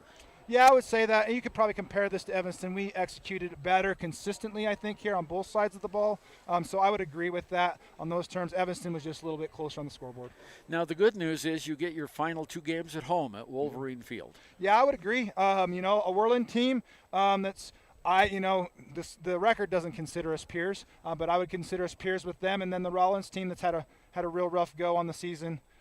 As well, and so hopefully they get things cleaned up from they got a cancellation today, so hopefully they get things cleaned up down there, and we want to play as many of the games as we can get left. Yeah, Lander has the next game at Rollins, but they've had a little COVID down there, and we hope that certainly goes away. Now, you talked about teaching the kids. We thought Gabrielson had a pretty good game defensively tonight. Yep, Gabrielson. Last week he was our player of the week. I haven't put it out in the socials yet, but he's our player of the week. The kids turned into a tackling machine out of the back end there. I don't think he got much touches on offense, and that just is what it is. But he was definitely all over the field on the defensive side for sure. And he was our offensive or defensive player of the game. Thank you. Also, thank you guys. I appreciate that. And that was our pizza place. Yeah, there you go. There you go. My mind is just going completely. Take and bake pizza there on North Federal. And so if you'll pass that along Absolutely, to him, we'll appreciate that. But now, what do you want to accomplish in the next 2 games? I mean, end of the day, there's still a shot, man. There's still a shot. It was a 4th game early, a couple hours ago. It's a 3rd game now. I mean, that's my goal. And I told the boys that, it's time to play for these 4 boys that have put in a really hard effort, and it's not the way you want to go out as a senior. But we need to put in for them. There's 2 games that we can go win. There's no reason for us not to believe that in ourselves. These are tough, resilient boys. I can't say enough about them, and they're willing to go do what we ask them. And we seem to get thinner every week, and I don't think we got much thinner tonight, so that's a positive. But they're tough, resilient boys, and so that's the message. Let's start one at a time, and we were hoping it was going to be tonight. Start one at a time and see if we can get a 3rd game out of this deal. Yeah, well, your season is 0-0, so you go try to win the next game. Yeah, that's all we do. That's all we do every week. Very good. Coach Troy Anderson, thank you very much for coming up. Yep. And thank you guys. Good luck your next 2 games. I appreciate it. Maybe we can make the playoffs. That would be fantastic. I'd love to come talk to you guys a 3rd time. Okay. Bye-bye. Very good. And the rain coming down. Just as the game ends, the rain is pouring down here in Lander. So we are going to have an interview with Coach John Scott coming up. But the Tigers win tonight 17-7. And we'll be back with the interview with Coach John Scott right after this. To understand how it all works, we're headed back in time. In 1879, electricity was in major cities, but rural areas were out of luck. In 1935, President FDR made it possible for companies to build power lines to unserved areas. By the time we hit 1941, some 400 electric co-ops had been organized to serve rural America, just like High Plains Power. For more information, visit highplainspower.org. Hi, this is Terry Banker. I'm minister at New Hope Christian Church in Lander, Wyoming. We want to support the kids of this area academically, athletically, and spiritually. Our address is 630 Mount Hope Drive. Come to Sunday school at 9:30 and our worship service at 10:45.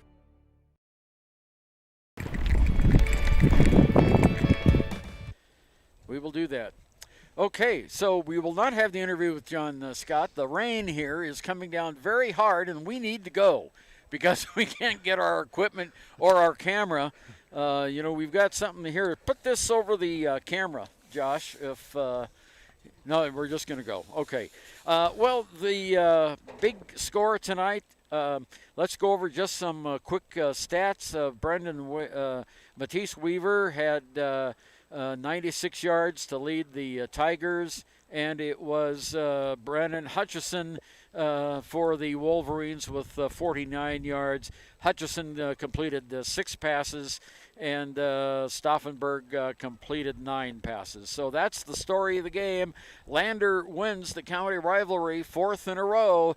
It is now final score, Lander 17, Riverton 7, and we'll see you next week at Rollins, and Riverton will be at home as well, and we hope Cody Beers is back with us at that time. For Jason Peterson, for Josh Henninger, this is Ernie Over, bidding you a pleasant good evening, a good wet evening from Lander. Good night.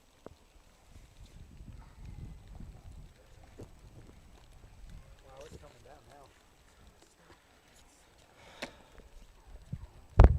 down now.